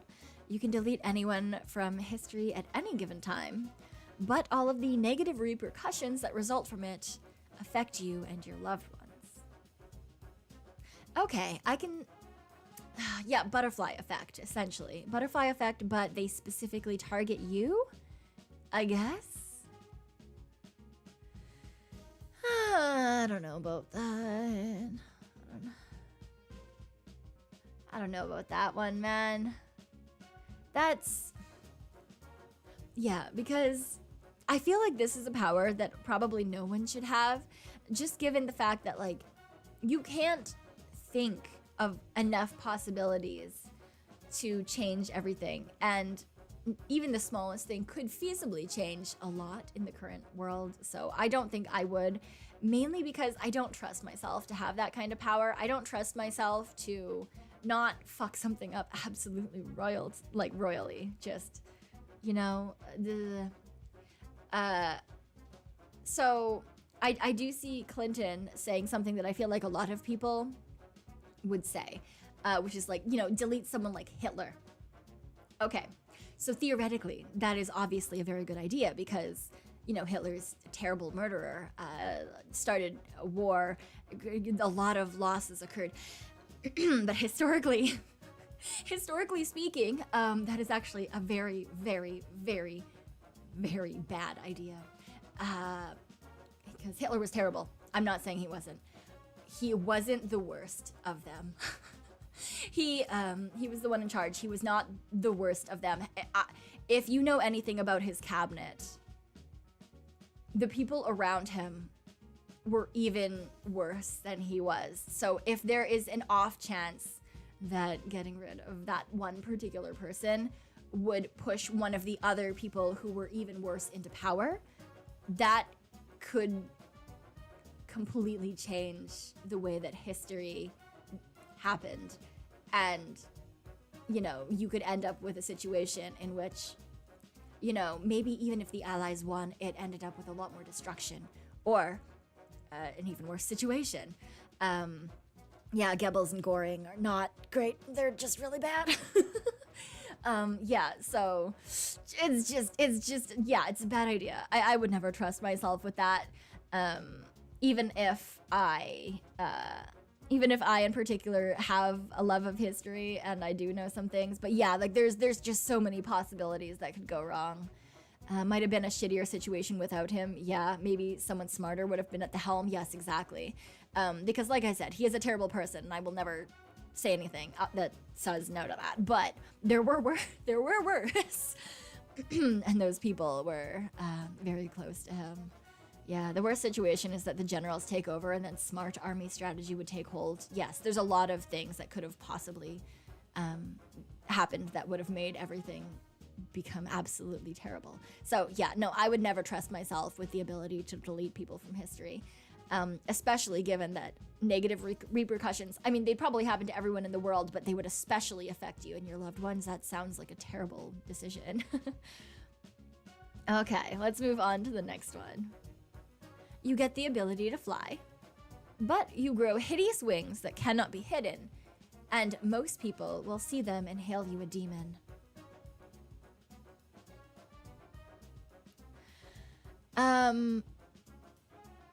I mean, I don't have anything against demons, so my one worry is not the demon bit. My worry is that how big are the wings?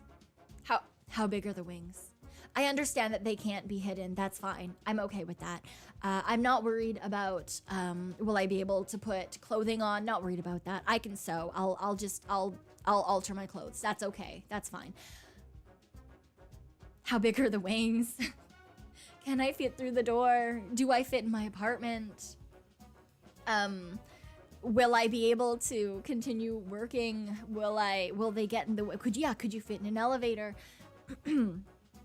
Like, are they going to absolutely destroy your ability to have any sort of normal day-to-day life? Like, if they are absolutely massive, that's, yeah, like, could you sit down? Would you have to sit in stools for the rest of your life? There has to be a substantial surface area to body mass ratio. I mean, theoretically, but it doesn't say anything that they're not, like, for all we know, they're tiny little baby wings. And you fly through magical ability, not necessarily the wings themselves, you know? Also, Meon, hello. Hello, Meon. Hello. Hello, hello. Welcome, welcome, everyone coming in. I would actually, we can try. Zom, zom, zom, zom. We can't go any higher than that today, or we could go a little higher than that, but we're not hitting the usual adorable Meon zom zom range. No absolute chance. But yes, hello Raiders, hello Meon. I hope the rest of the karaoke went super well. I know that she was doing Disney karaoke as a celebration, so I hope that it was really, really fun. I can't wait to go back and watch the parts that I missed. Can we get more higher? You can't, because I have lost my ability to hit my higher register, which is why my voice is down here today. For anyone who doesn't know me, my name is Cyon Hart. I'm from V&U's 3rd gen Oracle, rather.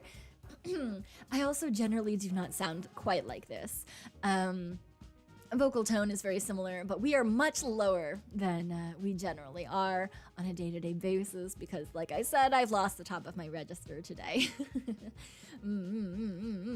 But yes, if you don't know who Meon is, I love Meon. Meon is a cute little zombie girl, cute little zombie VTuber. She is fantastic. She's very high energy. I love her a lot. She plays a lot of Lethal Company, so if you do enjoy that kind of thing, you should go check her out. And she's also a fantastic singer. Angelo Noel, thank you so much for the gifted membership. I do appreciate it. You hit Tomahawk, so welcome on in, Toma. And if you are here, please make sure to thank our lovely Jello Noel for the gifted membership.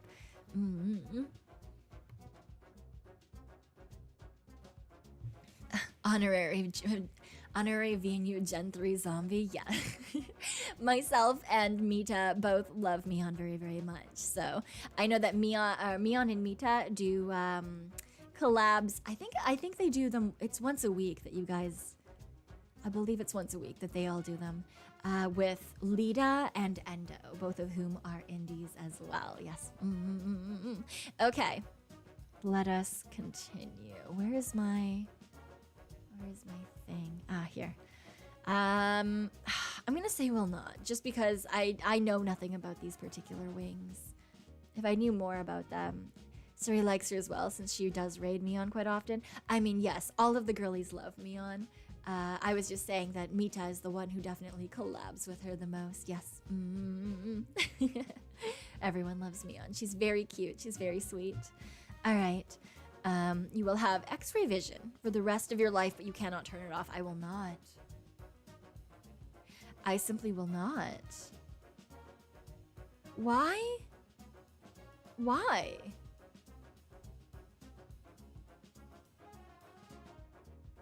That sounds really terrible. That sounds absolutely atrocious. You can't turn it off. You have X-ray vision for the rest of your life. So like you can never actually see people. It is you just see like bones and ligaments. And I don't know if you guys have ever seen an abdominal X-ray. I don't know if you've ever seen an abdominal X-ray. You will literally be able to see when people are full of shit. So you don't want that. Meon, hello. If you're a member of Gen 3, can Gen 5 call you senpai, please? I don't think that's how it works, but if they want to, they certainly can. Yes, but if you are interested in going to check out Meon, the Palms did just post her links earlier in chat, so please do so. But yes, X-ray is not the type of vision that you want. It will be very, very bad. Honestly, you will see everything that you do not want to see. And for those of you who never want to see another person's private bits, I will let you know that those do show up on X-rays. You will see the outlines. So, yeah, it's you don't want that. You do not want that. And that's not even to say, like, that's not even considering the idea that if you have X-ray vision, does your X-ray vision actually give off radiation? Oh yes, there, so Bloodlust is wondering the same thing. If you give people radiation with X-rays, now modern X-rays don't actually give off a ton of radiation. They give off way, way, way less than they used to. They're a lot more safe, but they still do give off radiation. It is not good. there is a reason that when it comes to like radiological tests, that would be like x-rays, CTs, MRIs, things like that. Those are the ones that hospitals tend to make sure to give less. Well, that's a lie. They're technically supposed to make sure that they give less frequently because you don't want more radiation than you need, obviously. And while, like I said, modern X-ray is a much lower dose of radiation than previously, it's still not a good thing to have applied to you consistently. Would X-ray apply to computers too? When you look at screens, you would just see the components? Yes, indeed. That, I guess, technically would mean that you would never be able to play a video game ever again. How does X-ray work in this sense? Because if it's like Gojo's, then you can at least blindfold yourself for a layer off. No, it says you can't turn it off. And my assumption when it comes to Gojo is that there's magic involved in that universe, right? There's things that are able to suppress things. There really isn't in this particular, like in our universe. I don't know. I guess you could theoretically have a blindfold lined in lead. Yeah, so you would just see through a normal blindfold. You would have to literally strap lead to your face. But then you just wouldn't be able to see anything. Yeah, so good luck with that. Yeah, I would definitely say no to this. This sounds like an absolutely terrible time. Lead for a bit until it gets contaminated too. Yeah, it would be not great. It would be very not great. All right, going on to the next one then. You can selectively grant unlimited wishes, but you cannot grant your own wishes or any wish that directly benefits you. That sounds not great. What count? Okay, I'm gonna go into fucking what counts as directly benefits you. Have a good night, Strudel Knight. Have a good night. Yeah, because directly benefits you is a. That's what gets me on this one. What counts there? Because here, let me see. What is the meaning of direct benefit? Direct benefit is defined as benefit arising from receiving the intervention being studied. Okay.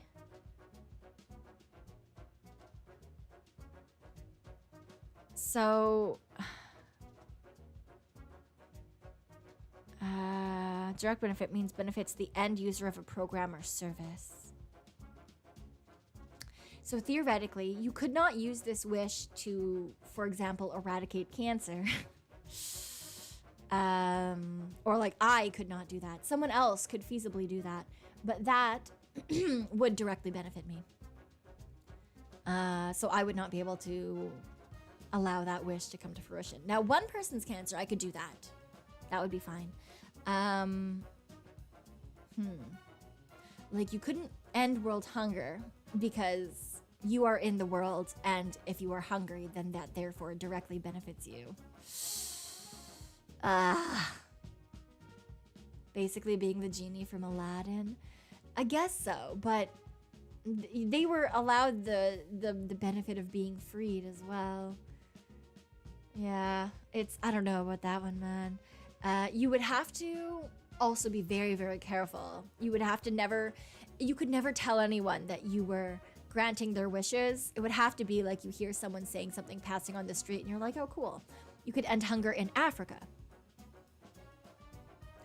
Probably, yes. There is a high chance that you could probably do that as long as you don't have specific ties to an area that you were doing that for, yes.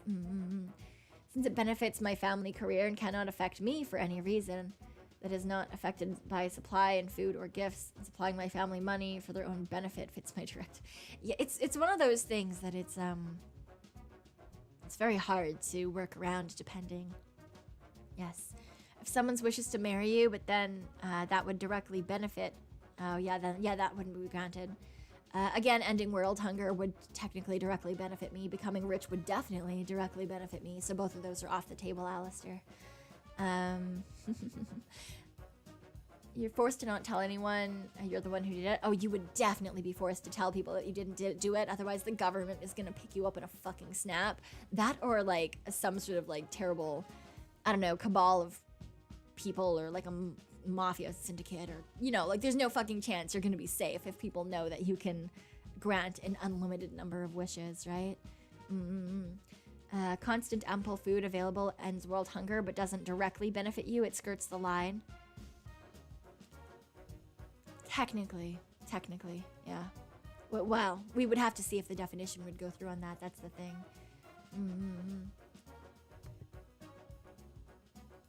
The Illuminati, yeah, possibly. Yeah, you're just stuck in a place, stuck in a little box, granting wish forever. That would be terrible. Yeah. I don't know, man. I don't know. I don't think... See, like, there's so much possible positive things that could come out of it, but I know that I would fuck something up in a terrible manner, you know? Like, you grant a wish of someone that you think will do well with it, and they're actually like a fucking serial killer or something. You can wish your...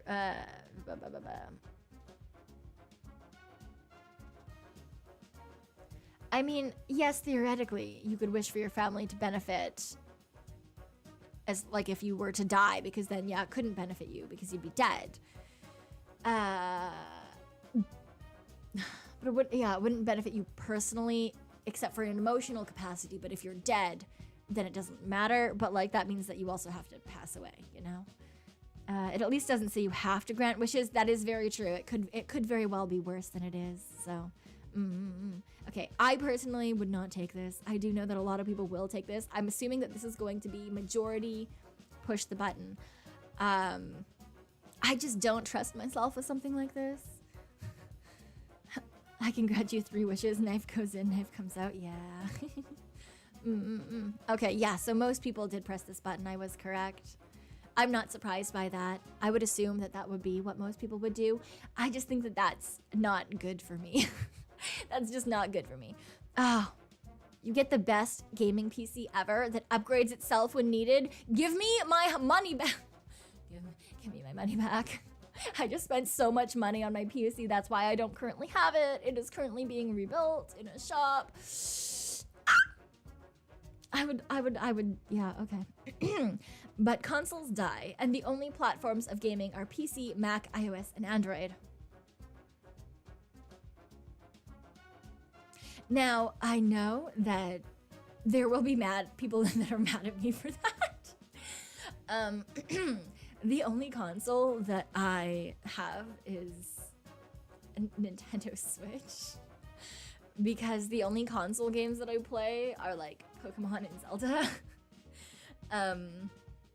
I am very much a PC gamer. I don't even own like a separate controller, even though people are like, just fucking get controllers for your PC. I don't like them. I like my keyboard and mouse. Yes. And my PC forever is upgraded. That is going to save me so much money. That is going to save me thousands and thousands and thousands and thousands of dollars down the line. I just, you know. And also, if consoles die, probably anything that was console specific, that was like locked into a specific console, probably because they can no longer sell consoles, they still want to make money. They're still going to be making the games. Therefore, they would make them for the PC.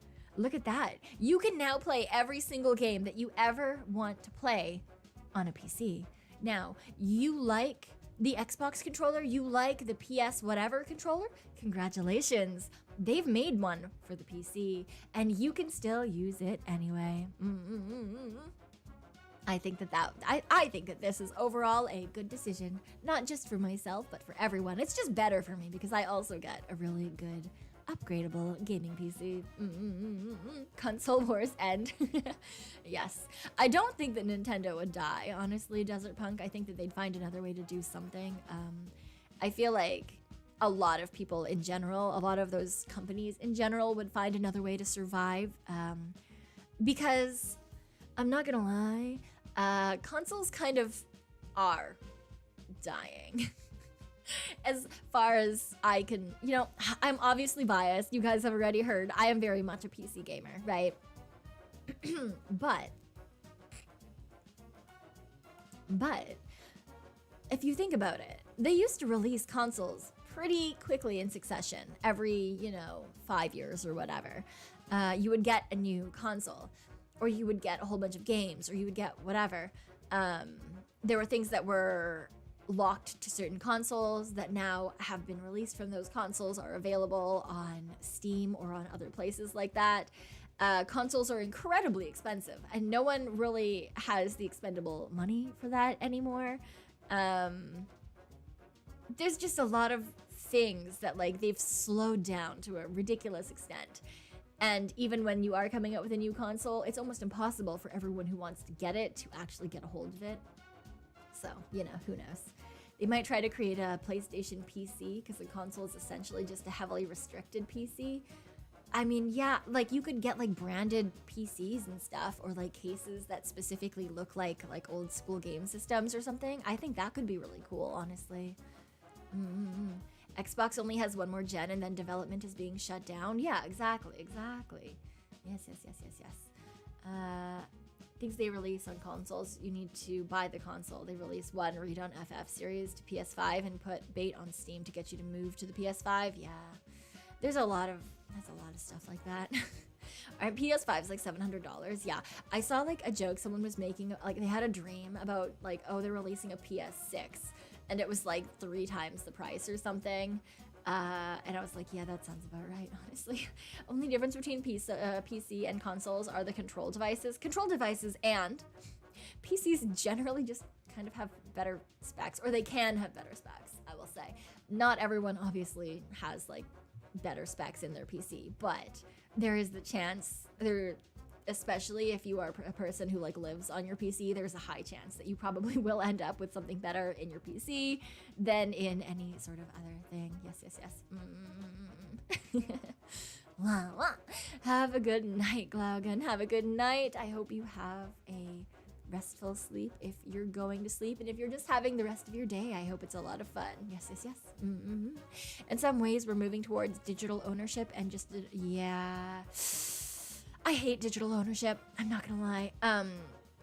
But I do understand that is the way that the world is moving. The problem with digital ownership is that we don't actually own anything, which is being shown to a lot of people who did not realize that as streaming sites shut down, or as different places shut down that held their libraries, because they no longer have access to the things that they thought that they had bought, but they'd really only bought a license to. So yeah, I'm not overly fond of it. That's not to say that I don't participate in it. I obviously have all of my games on Steam, so I would be absolutely fucked if Steam just decided to shut down, because I don't have physical copies of these games that I've bought. But yeah, it's definitely, that's the way that the world is going. It is what it is. There's really nothing that we can do about it. It does kind of suck though.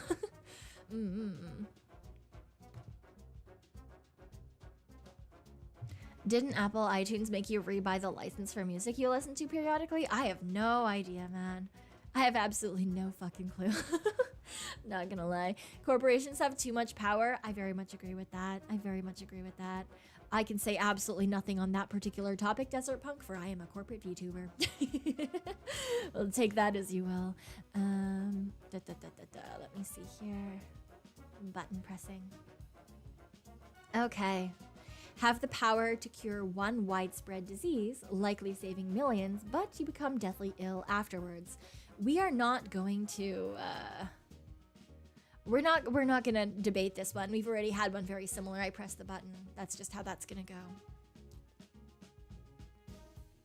Okay.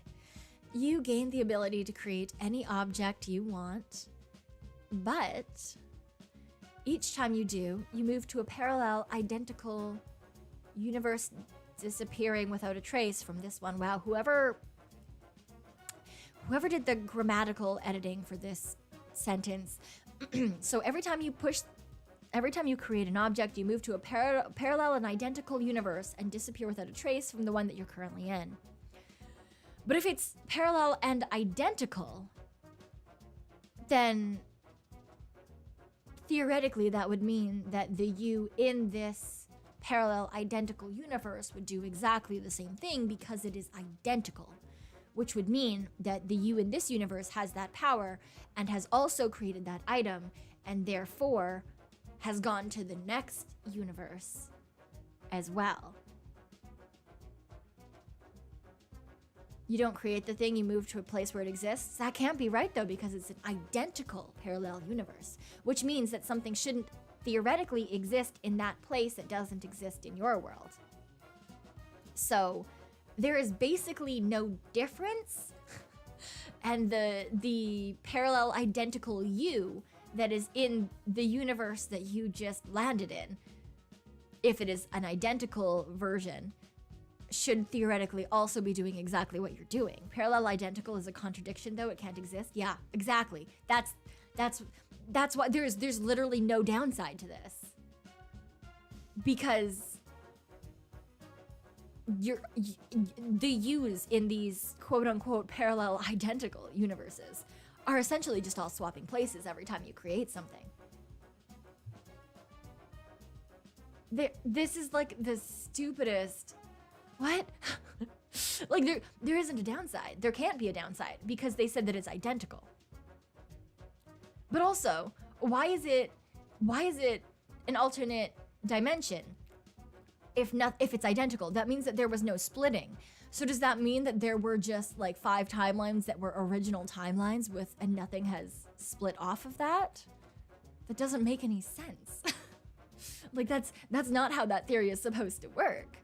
So, could be running a picosecond behind our current? Yeah, I suppose so.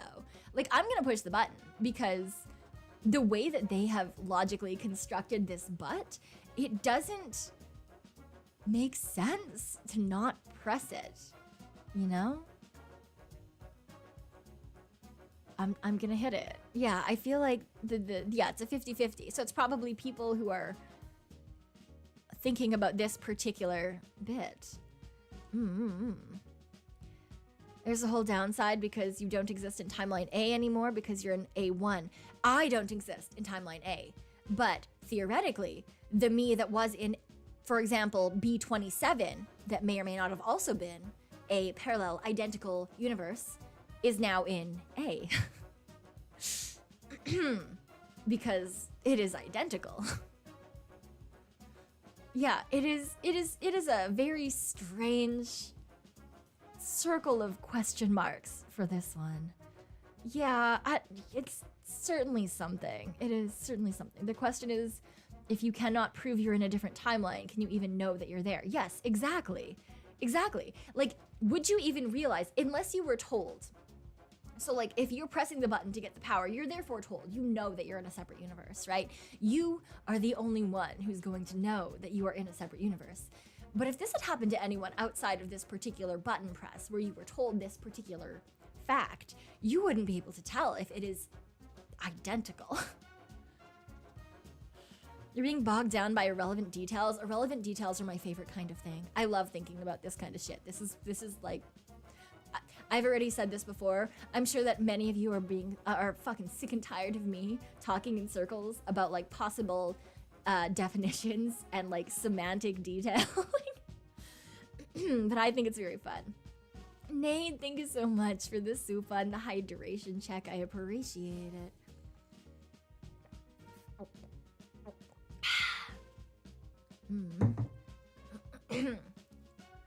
All right, let's go on to the next one.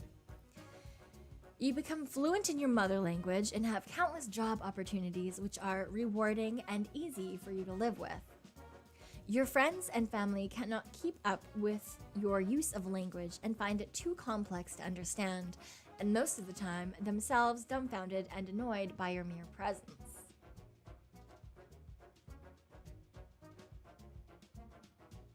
No.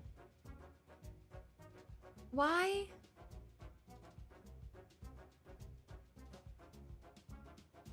I mean, what do you even mean by fluency? Because if you mean spoken fluency, it's your fucking mother language. Everyone should be fluent in their fucking mother language. You gain nothing. Apparently, though, if your friends and family cannot keep up with your use of language and find it too complex, this either means that pushing the button turns you into like a fucking walking dictionary that only likes to use big words, or it makes every other person who is fluent in your language an idiot. There is no in between. So it either turns you into a pompous asshole, or it makes everyone else stupid. Because you don't actually gain anything from bonus fluency in your mother language. You do, in fact, though, get countless job opportunities. That's great. That's fun. I don't know why they gave you the bonus fluency. That doesn't make sense. Having countless job opportunities that are rewarding is, yeah, that's great. That's good. You're not fluent in your mother language, but shouldn't that be like your main language, your initial language? I mean, I guess that makes sense for people who, for example, their mother language was like, oh, if they were Indian and then they moved to the States and then they grew up here. And then they like slowly lost their ability to speak whatever dialect that they were speaking. Same thing with like, if you were Chinese and you moved to like Canada and then you lose fluency of your whatever dialect of Chinese. But like, I don't know, man. Oversimplified, but can't you just study and get the same result? You sure fucking can. This is a stupid button. This is a stupid button. The only thing you're really gaining is a little bit, you gain luck with job opportunities, and you gain the fact that every single person you talk to is going to hate you. Yeah, I don't know, man. Ugh. Yeah, because it's your friends and family. So anyone that you try to become friends with as well will be put into this category.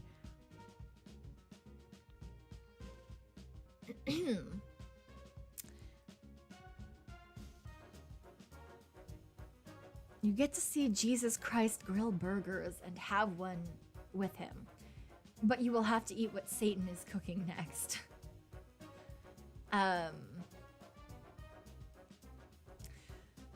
So I don't give a shit about either of these things.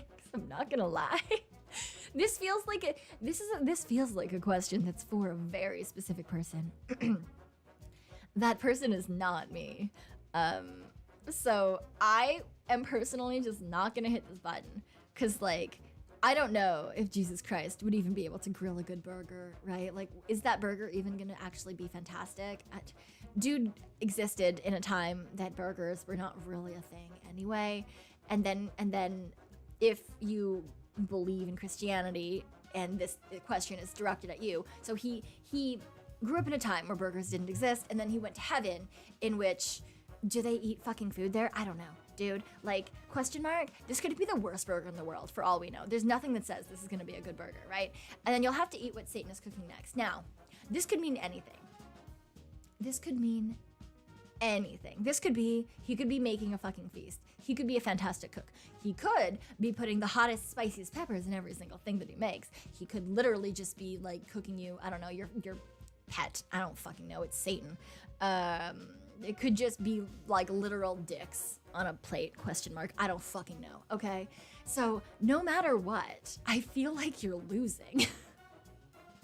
I feel like no matter what, you're losing.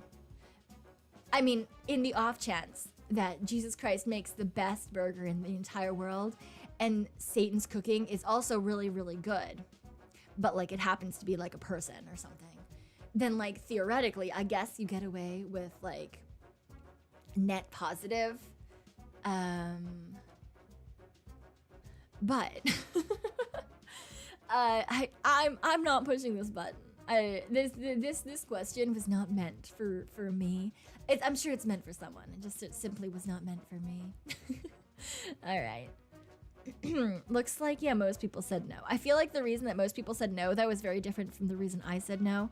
I feel like most people said no because for like a theological reason of like not trusting this bit. Yeah. Okay. If you push the button, you will be in the next great rock band, but it will break up after the first album.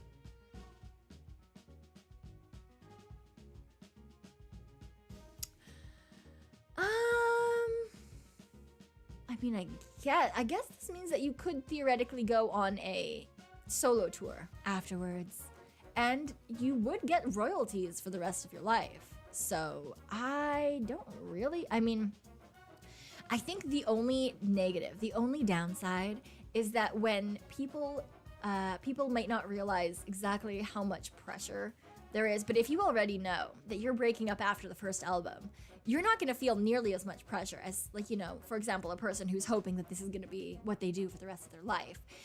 So the only pressure is probably going to come from the fact that while you are the next great rock band, while you are the most popular, you are probably going to have a fuck ton of stalkers and paparazzi, and you're going to have to figure out what that, like, if you can deal with that, you know? If you can deal with that. Otherwise, I feel like that must be the only downside. Like, yeah, I think that's the only downside, right? Is the fact that you're probably not going to get very much privacy whilst you are the next great rock band. But you're going to be okay. And it won't last forever. It's only going to be for a relatively short period of time, probably. So I think I would personally say yes, just because I know that there is a very specific end date. Yes. Let me see here. My music ended. There we go. I know that you guys can't hear it. I was listening to slow jazz. Okay, let me see here. You can become invisible at will, but you will occasionally produce disgusting smelling farts that people know came from you.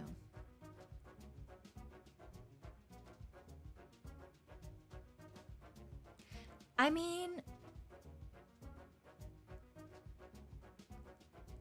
I feel like everyone at some point in their life is going to produce disgusting smelling farts. So the only downside then is that people will know it came from you. And does this mean that people,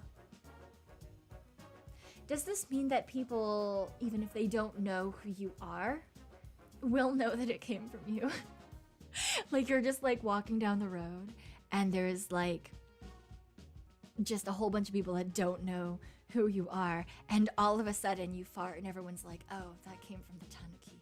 Like, that doesn't make sense. So everyone in the world will just somehow magically know who you are, specifically if they smell your farts. Yeah, I don't know about that. Like, the thing is like, okay, everyone farts, whatever. So like, I don't think anyone would, like, they would be like, haha, like, today I smelled a weird fart, and then they'd forget it in a couple of days, you know? But it's the idea that people the fact that, like, there's just this somehow magical ability for everyone to know who you are only when you fart. And then do they forget who you are when the fart disappears? Like, does the memory linger, or does it only stick around as long as the fart does? I don't understand. How does this work? All they know is it came from you. If they can't accept you for the fart, they aren't for you. That's not the part I'm confused about. That's not what I'm confused. I just want to know how this works. Once you fart, billions of people will stop in unison and say, yep, this one farted again. Yeah, right? Like, how does that work? I really don't I really don't understand what that is supposed to be in general. A world where everyone is invested in your digestive health, right? Let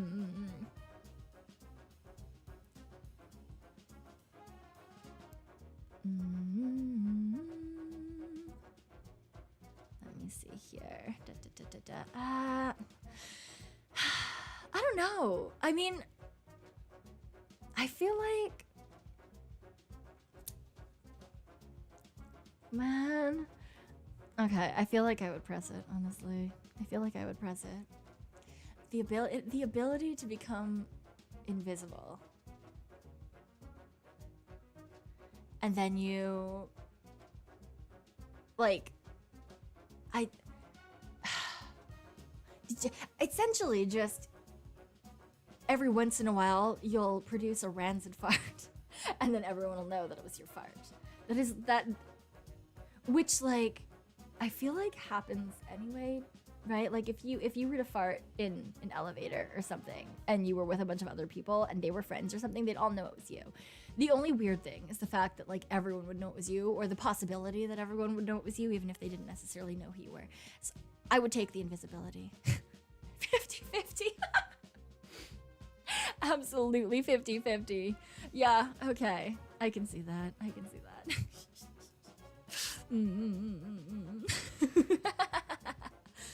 Okay. You become a billionaire, but you can't leave the North Pole. That sounds terrible.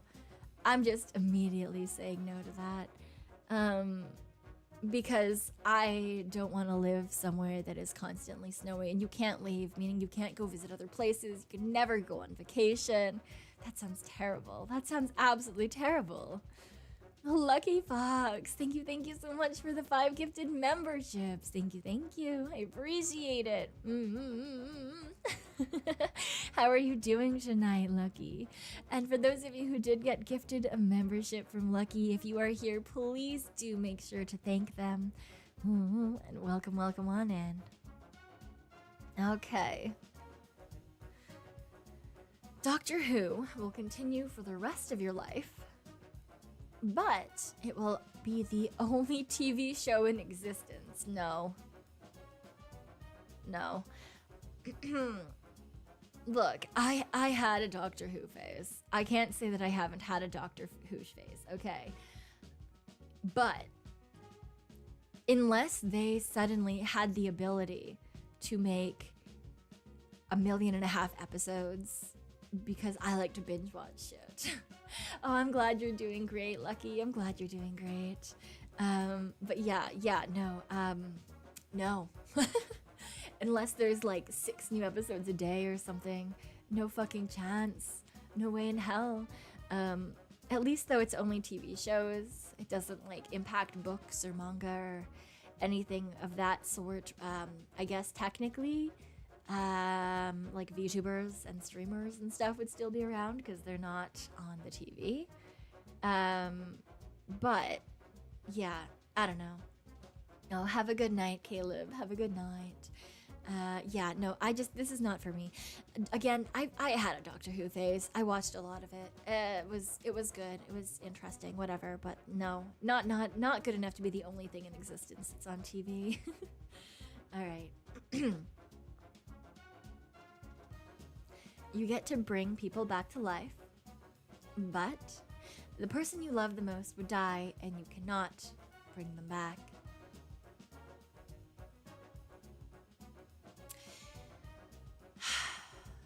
Okay. So, does it count if the person that you love the most is going to die anyway?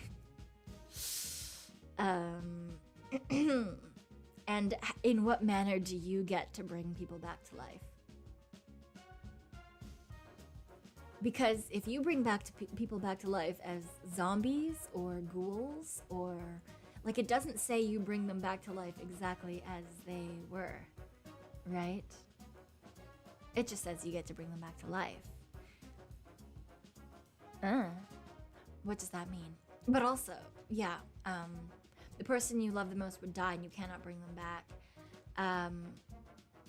So like, for example, if I were to push this button, like if my mom suddenly took a turn for the worse, you know, would that still count? Because in that case, whilst like there's, you know, there's already no chance for her. And in this case, if the same thing ever happened to my dad or my brother, then I would be able to bring them back. Again, only if they don't come back as like fucking zombies or something. Right? Like I need more detail. That's all this button game has taught me, is that like I need more detail for everything. I need more detail for everything. I want more detail. Girlfriend might get angry if she don't bite you, but that would be hilarious.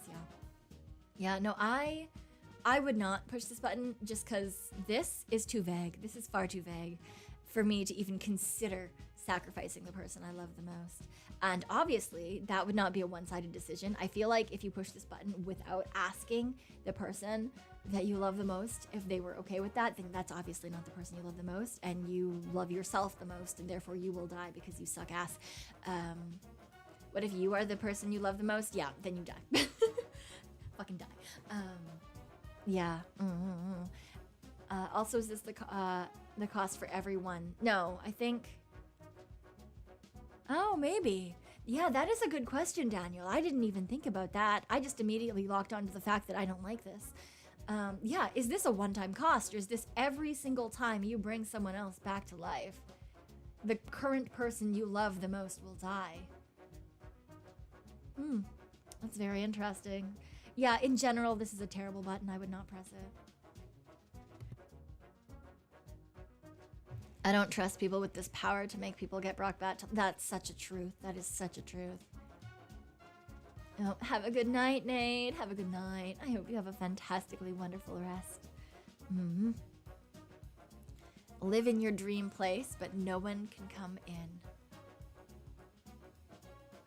Yeah, I'm pressing that button.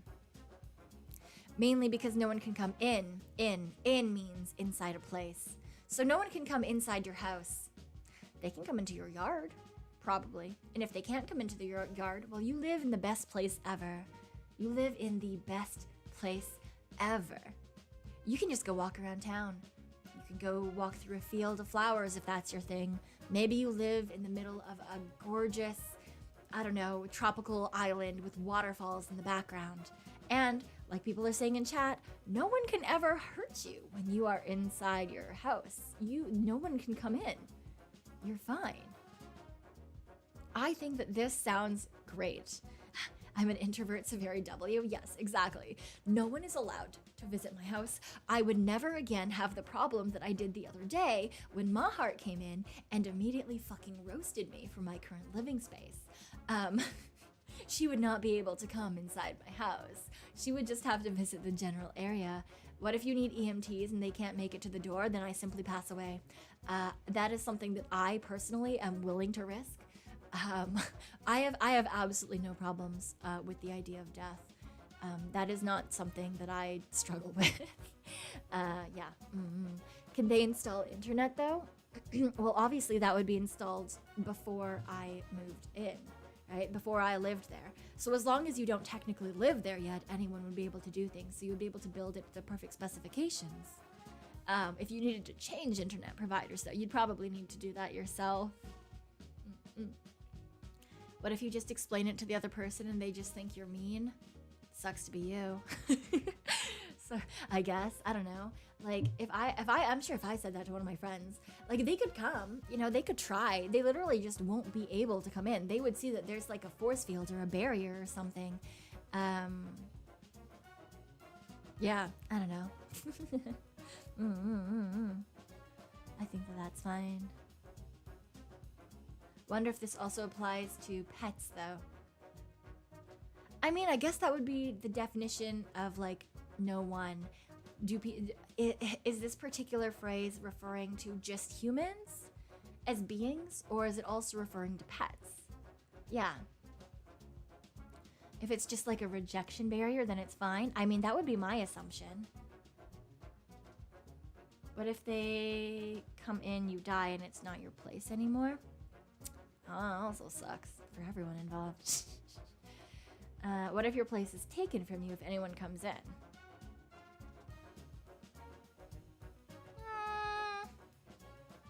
That would be a very big what if and caveat. I don't know about that. And that's not something that I would necessarily make the jump to.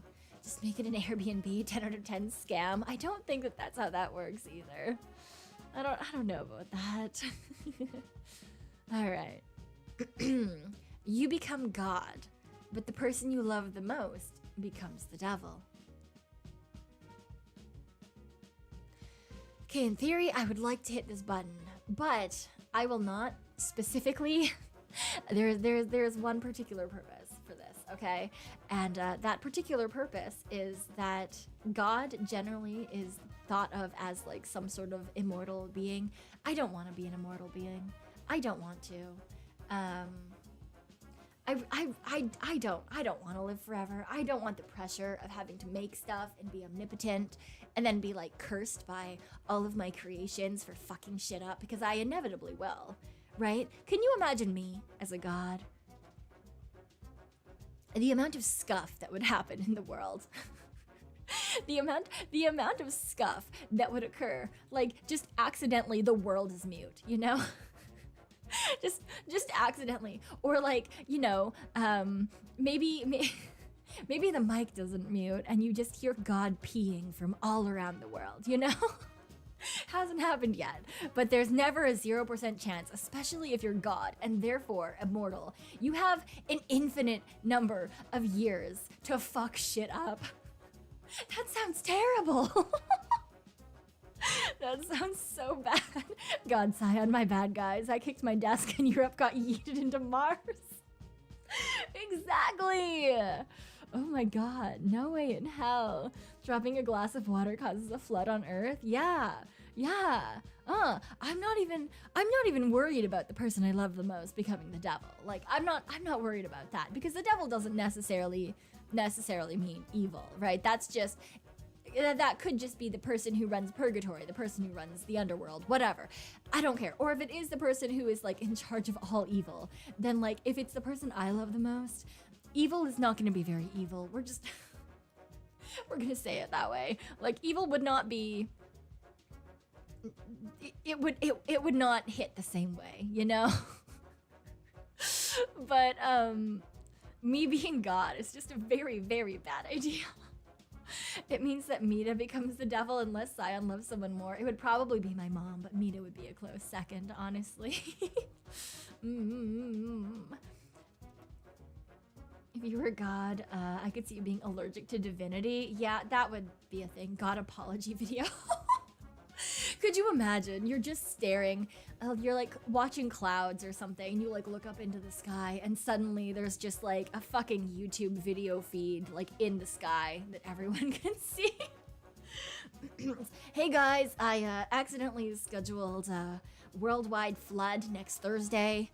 I am going to like pop a bunch of like boats and shit into existence. Everything should go back to normal in approximately 2 to 3 business days. Like, it would be so bad. Oh no, I am not pressing that button. It's just such a bad idea. It is. I have made a severe and continuous lapse in my judgment. You are not incorrect, random person. I would be a terrible god. There are no ifs, ands, or buts, okay? It's just not gonna end well. Also, I am very easily overstimulated in like crowded environments. I do just shut down. So like if I can hear every single person on the earth's prayers just in my head at all times, you better believe that nothing is getting done. Just absolutely fuck all is occurring. So yeah. Anyone seen my mouse down there? I seem to have dropped it. It's the fucking like asteroid that killed the dinosaurs or something. Oh god. Oh no, yeah, it would be so bad, guys. You will win $100,000, but you have to run 2,000 miles.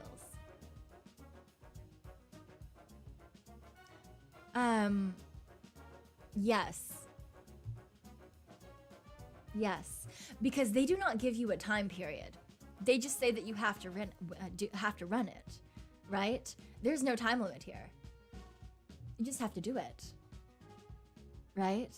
Which means if I run for like 1 block every day for a while, you know, it's fine. Run specifically, that's fine. Yeah, you can run a block. That's okay. That's simple. You know, you run for a bus every couple of days, you add a little bit of extra on there. It's kind of like putting a little extra in the bank. Now, on the other hand, winning $100,000 is not actually all that much money in the greater scheme of things, but it's free money, right? For doing something that like maybe you don't run ever, but now you just have to run a little bit every day. It's fine. Run a mile every day, you'd be done in like 6 to 7 years. I don't know if I'd want to run a mile every day. That sounds terrible. But you will get $100,000. It is essentially free. Yeah, so you could... It very much depends on where you live. You could theoretically put a down payment on a house if you live in a place in which this would be enough for a down payment for a house. On the other hand, you could also just invest it, hopefully for like retirement or something. I don't know, it depends. But yeah, it's essentially free money. So you know, that's great. You could buy a car with that. Well, it depends on the car. I would not buy a car with that. I would not, in fact, buy a car with that. Cars are like the one thing that when you buy them, they depreciate in value immediately. A dilapidated house in Vancouver, BC, Canada is worth $1 million. Yeah, that's why I said it really depends on where you live. Essentially anywhere in the Pacific Northwest, this is not going to be enough for anything more than like maybe a down payment on like a bachelor's or like 1-bedroom apartment, possibly. If you live maybe in like the Midwest or like in like the farming provinces or states, if you're in North America, you could probably get like a good place with a down payment like this. That would be nice. You could raise a family or whatever if that's your thing. But yeah, it very much depends on where you live. But you know what? Like I said, free money is free money, so I'm taking that shit. The first option is to change currencies to gain profit from that money. I guess so. Yeah. You can buy a house in Japan for that easy. Yeah, but you'd also have to go through all the paperwork of trying to buy a house in Japan as a foreigner unless you actually live in Japan. It's actually quite difficult to own property in Japan if you are not from Japan. And half invest in for a 1K, the other half a down payment on a cheap but decently sized place. Yeah, I mean, you say house. I changed that word to place because a lot of the places that I have lived, there's no fucking chance you're gonna get an actual house with a 50K down payment. So yeah, imagine buying an anime with it. I mean, you probably could, honestly. You could get something really fun animated. I would probably save at the very least half of that, though. I'm not gonna lie, just for like future things. Try to set money aside. $1 million in the currency of Kuwait is like 1.5 million. Yeah, I think. I'd probably, I mean, it's a dollar sign. So you would probably have to get it in dollars. So you would have to look at all the countries that use dollars and then take the one that is like the most. So I would assume that the highest would probably still be American, like USD. I'm not sure exactly how many places use this symbol though. But the ones that I know of, USD is definitely the highest. 100K, spend 50K on something, spend the other on an animation. Yeah, you could do that for sure. It's also a dollar sign. The end, clearly not in America. I mean, I guess so. I don't think any currency actually puts it back there. I think that that's just a person who does not know where to put their dollar signs.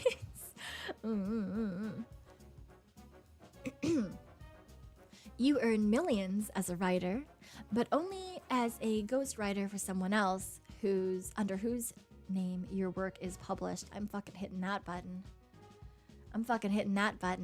You get free money and you don't have to deal with people. That sounds fantastic. Someone else has to go to all of the like book signing events. They have to go to all of the like big things. They have to actually like go talk to people. It's their reputation, not your reputation if something happens to go wrong.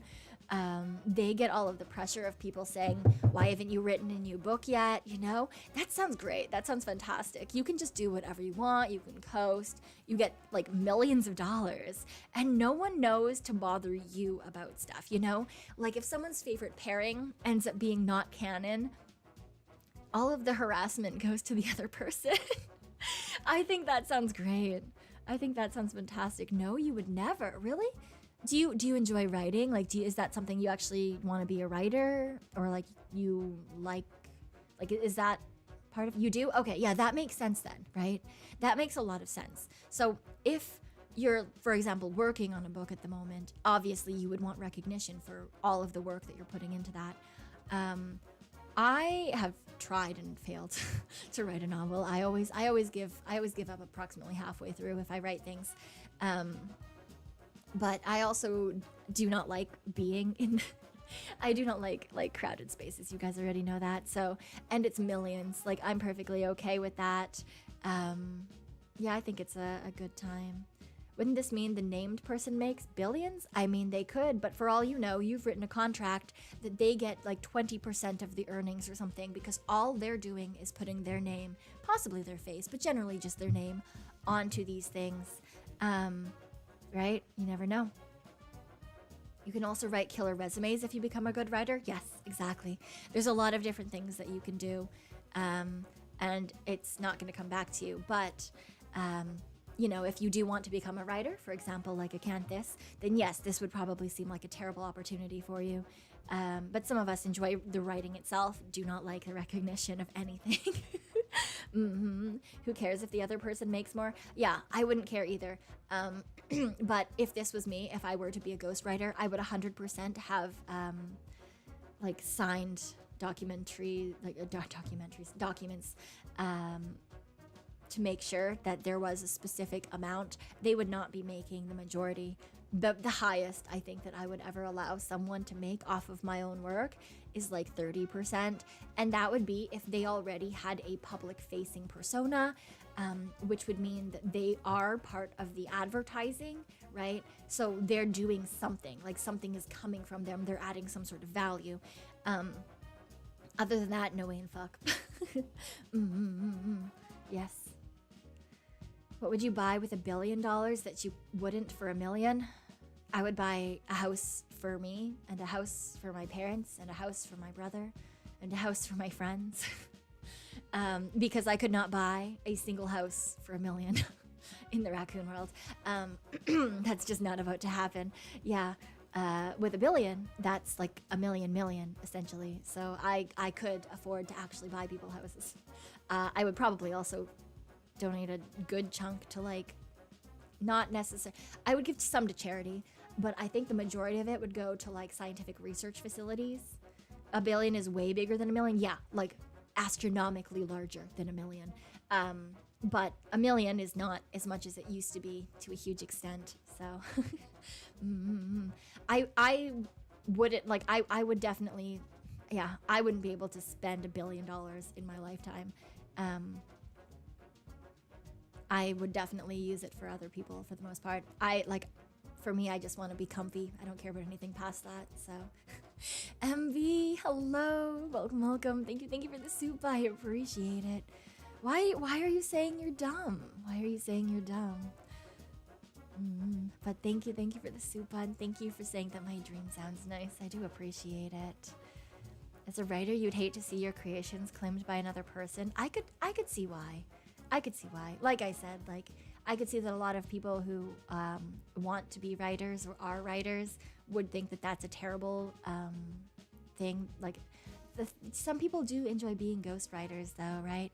Like I've written copy before for stuff that like doesn't have anything to do with my name. But like I said, I've never actually written a whole novel or anything. I've only ever gotten like halfway through stuff like that. I do tend to give up before things are done. I'm not gonna lie. So, but yeah, $1 billion would be nice. I would be able to do a lot of things outside of myself that I can't actually do because life is really fucking expensive, man. Life is really fucking expensive. But yeah, I do also realize that like I don't need, like there's no fucking chance I would be able to have that much, like use that much money.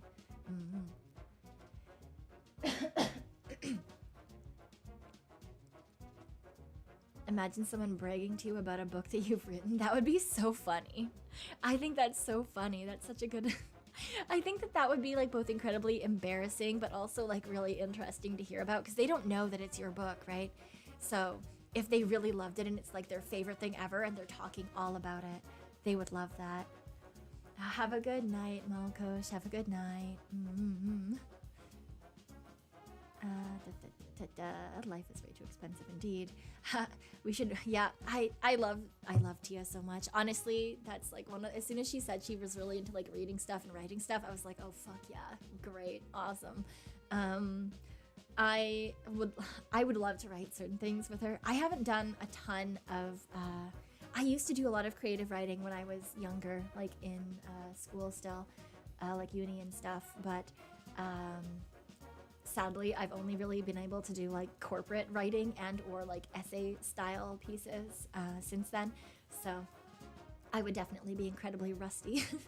The only other thing that I've tried to do that's more creative is like the more scripted sections of like ASMR member stuff that I've done, like the role play from the other night, or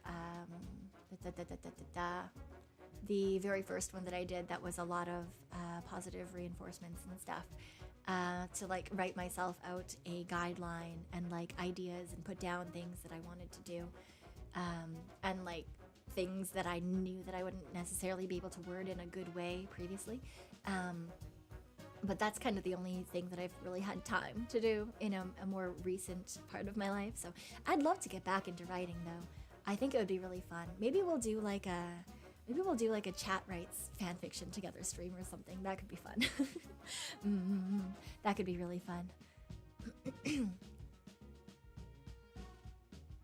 Does this button mean you can't have a second job? I don't see why you wouldn't be able to have a second job.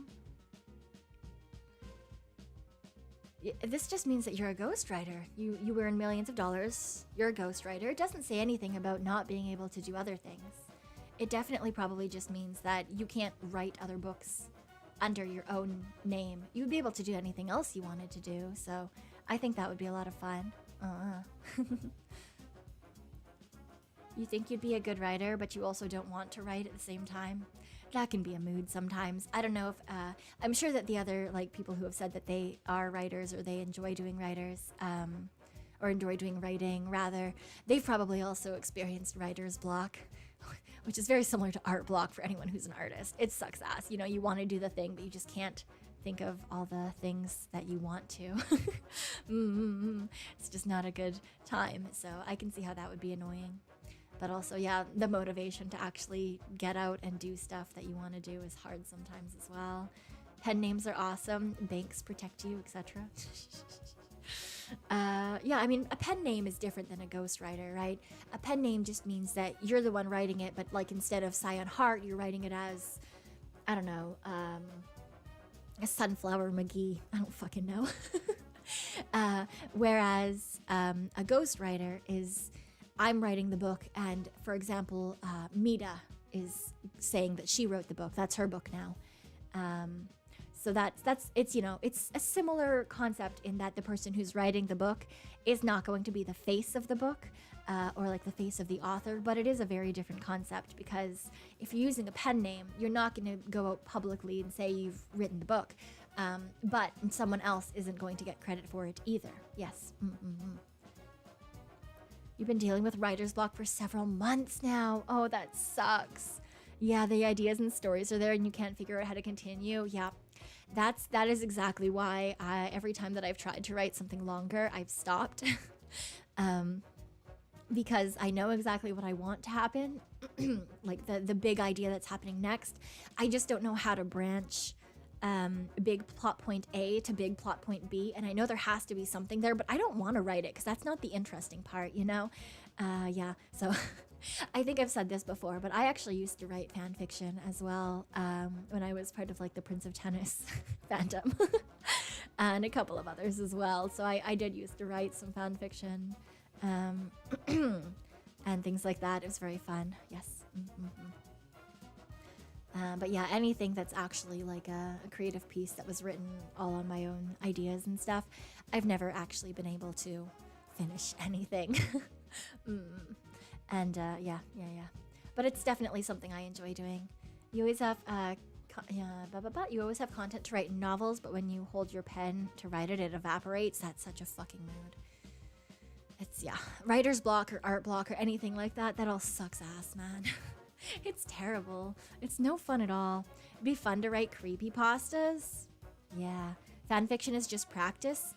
I mean, it's a great way to practice because it means that you work on, it's a really good way to work on like characterization.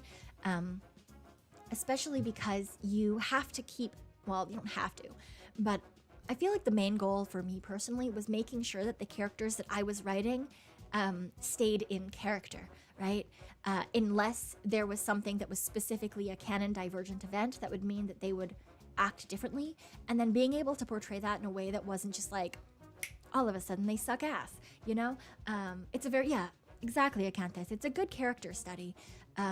And it's also a good way to like take an idea that has already been presented and try to do something new with it and add your own ideas to it. Or again, you can do something completely character or canon divergent and go along with it. But you have to be able to fit that back into a canon point so that it makes sense to your average reader or to the general fan base, right? Because if it doesn't make any sense, a lot of people are not going to bother reading the piece. Yeah. But there are also a lot of fan fiction authors that have gone on to be like published authors, be it in a small way or in a big way. I feel like the most popular example that everyone knows of is the fan fiction writer for Twilight, who went on to republish her fan fiction as 50 Shades of Grey. Which I still don't understand how that so popular. Oh man, I've never understood that particular series, guys, because there's a lot better fan fiction that has similar concepts. Just so much. The writing was so. It was certainly writing. I won't say anything further than that. It was certainly writing. Okay. Okay. Let me see. Let's get to the next one. Okay, your feet will never feel any sort of pain ever again, but you will never be able to put on shoes and socks again. You will be barefoot forever. So this didn't say that your feet would be impervious. It just says that they won't feel pain. That is in fact a disease. That is in fact a very bad side effect of a lot of things. You can and will lose your feet. They will probably become gangrenous. That is leprosy. Yep, that is leprosy. that is leprosy. It also sometimes will occur in diabetics, where you will lose feeling in your feet, and a lot of them end up losing their feet because they don't realize that something is terribly wrong. Yeah, this is very bad. There is no positive to this situation. Pain is kind of important. It is. Pain is incredibly important to tell us when to not do things. Obviously, being overly sensitive to pain also not great, but yeah, pain is important. We need that. Okay. You can be a Pokemon trainer, but you will never be able to evolve any Pokemon. Yep, great. Fantastic. I love it. Let's go. This doesn't say that I will be a good Pokemon trainer. So it's fine. Also, I don't know if anyone else is going to be a Pokemon trainer, right? I could still be the only Pokemon trainer in the world. I'm okay with that. I'm okay with that. It does not say you can't get evolved Pokemon. That is also true. That is also very true. You can catch them in the wild, you can trade them with other people, that is still perfectly acceptable. You just cannot evolve them yourself. A lot of my favorite Pokemon are not evolved. Bulbasaur being a good example of that. On the other hand, to get a Gengar, I would have to trade anyway, so I think that's fine. I really like Goomy. I think Goomy's very cute, so I would be fine with a Goomy and not a Goodra, although I would still be able to try to get a Goodra from someone else eventually. So that's fine. Also, the majority of legendary Pokemon are not evolvable anyway, so it is fine. Just catch the Pokemon fully evolved. Yeah. Every Pokemon basically becomes Ash's Pikachu. Yep, essentially. Does this make you an Everstone? Oh, yeah, I suppose so. I guess that makes you a living Everstone. If you're the only one, you'd technically be the best Pokemon trainer. Yes, exactly. You could definitely just be the best Pokemon trainer. Yeah, I don't know. I don't necessarily. I'm not one of those people who's like, oh, but like, you know, evolution increases their stats and whatever. I don't really care. I'm very much. I enjoy the cuteness of Pokemon as well. I'm not only there to battle, so this is fine with me. MV, have a good night. Have a good night. How did we circle back? I'm so sorry. But yes, I hope you have a good night. I hope that you get lots of rest, or if you're not going to bed quite yet, I hope you have a good rest of your day and that everything goes really, really well for you. You can have Eternal Bulbasaur. Yes. And I'm very happy with Eternal Bulbasaur. I do very much love Bulbasaur, so. Okay. Everybody likes you online and digitally, but everybody hates you in real life. I'm gonna say no to this only because the handful of friends that I do have and my family I love very much. It also does mean that any person that you meet that you like online will then suddenly hate you. And I have recently met Salmon, and I would not want her to hate me because now we've technically met in real life. So I would not be able to press this button. Yeah, I would not be able to press this button. Physical relationships will be really awful. Yeah, it just sounds like a really bad time in general.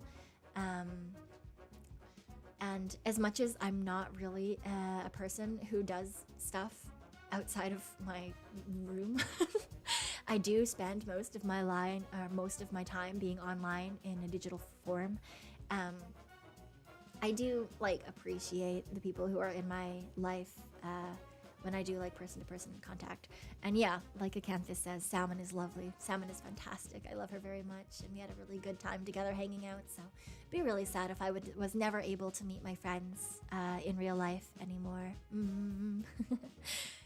What if it were the opposite way? Would I press? No, I wouldn't either. Because I do spend so much time online, and also that would mean that all of my informants would hate me, and I would fucking cry.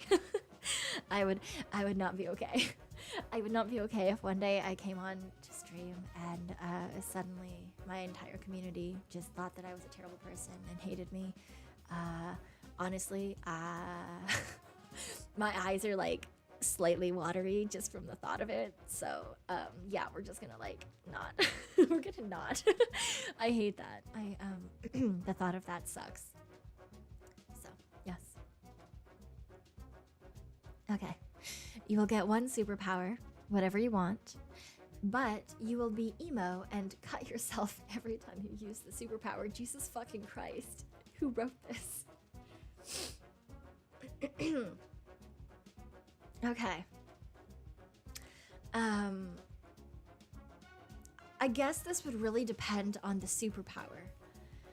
And, like, you know, for example, if it was, you had the ability to control blood and you could turn it into a weapon, this would work really well. Oh, yeah, okay. So yeah, see, other people had the same idea as me. If you had a blood-based power, then this would be fine. This would be okay. On the other hand, if it was like, or if you had healing abilities, this would be great, right? You could heal yourself and others, and you cut yourself every time you use the superpower, but like you had like passive regeneration built in because you were like specifically a healing power. Sure, that could be okay, that could work. But like you wouldn't want it to be like the power of invisibility, because like great, now you're bleeding all over the fucking place. Or like the power to shapeshift, because yeah, same fucking problem, right? Hydration check, thank you, Still Red.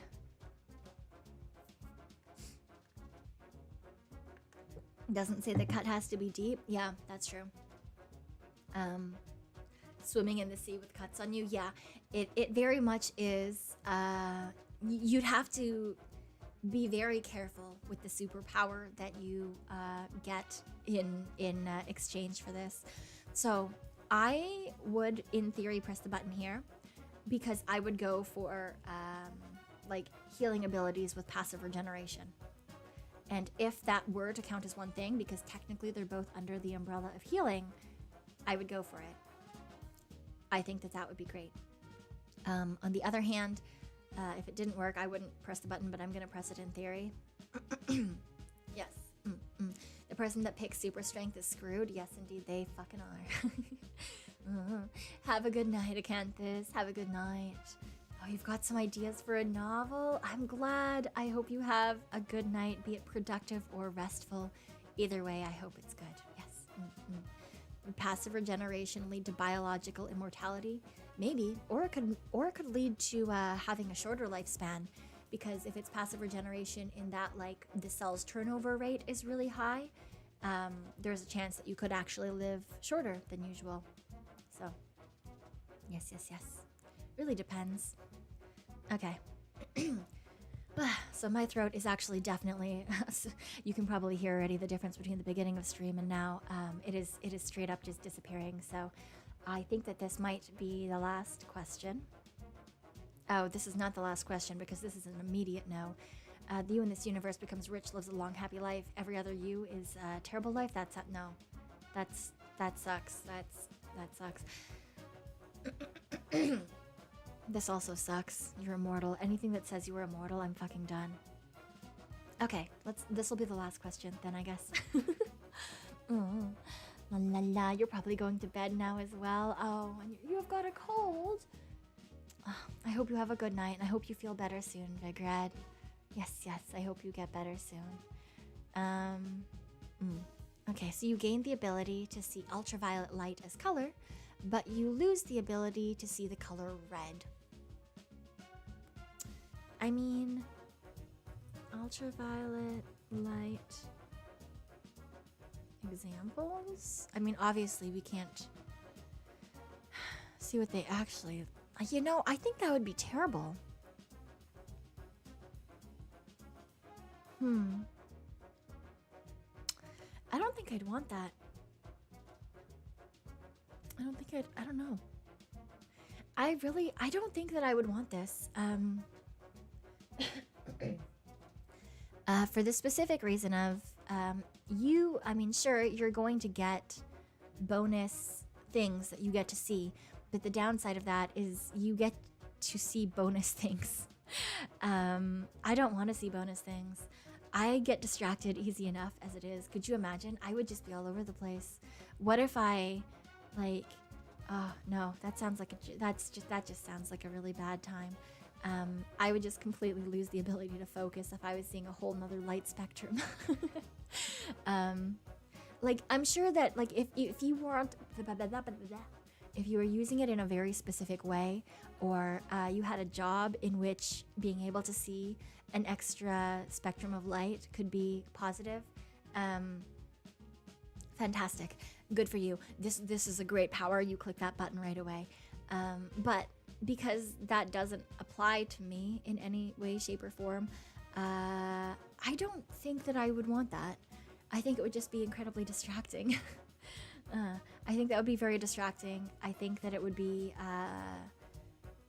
sort of overload, you know, and like you would straight up just be seeing the world in a completely different way, and there's nothing to say that would be a good way necessarily.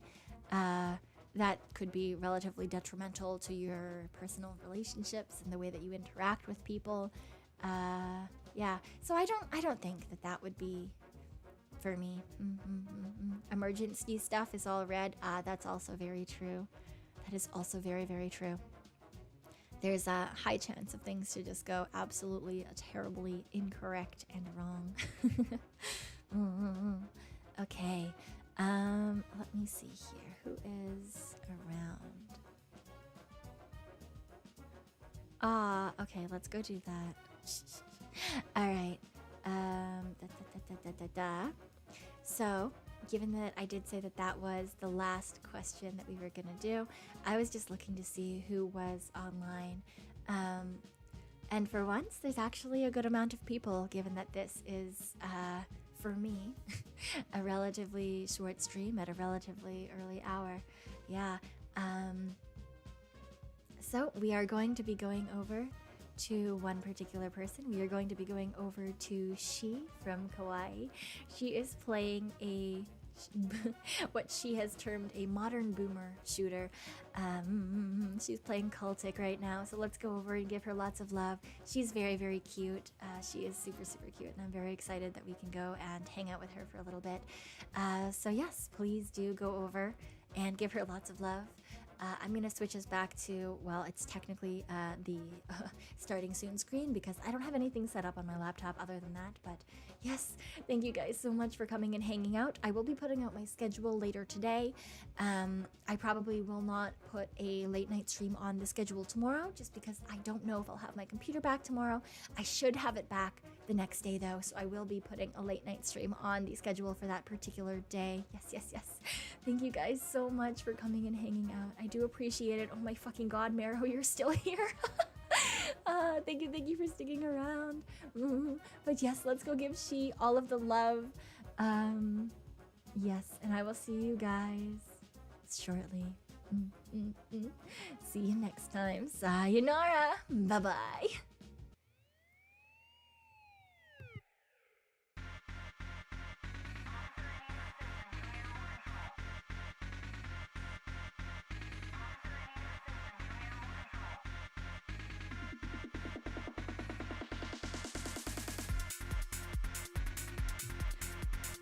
God damn it, Chella Noel with the fucking sneaky super. Thank you so much. I really appreciate it.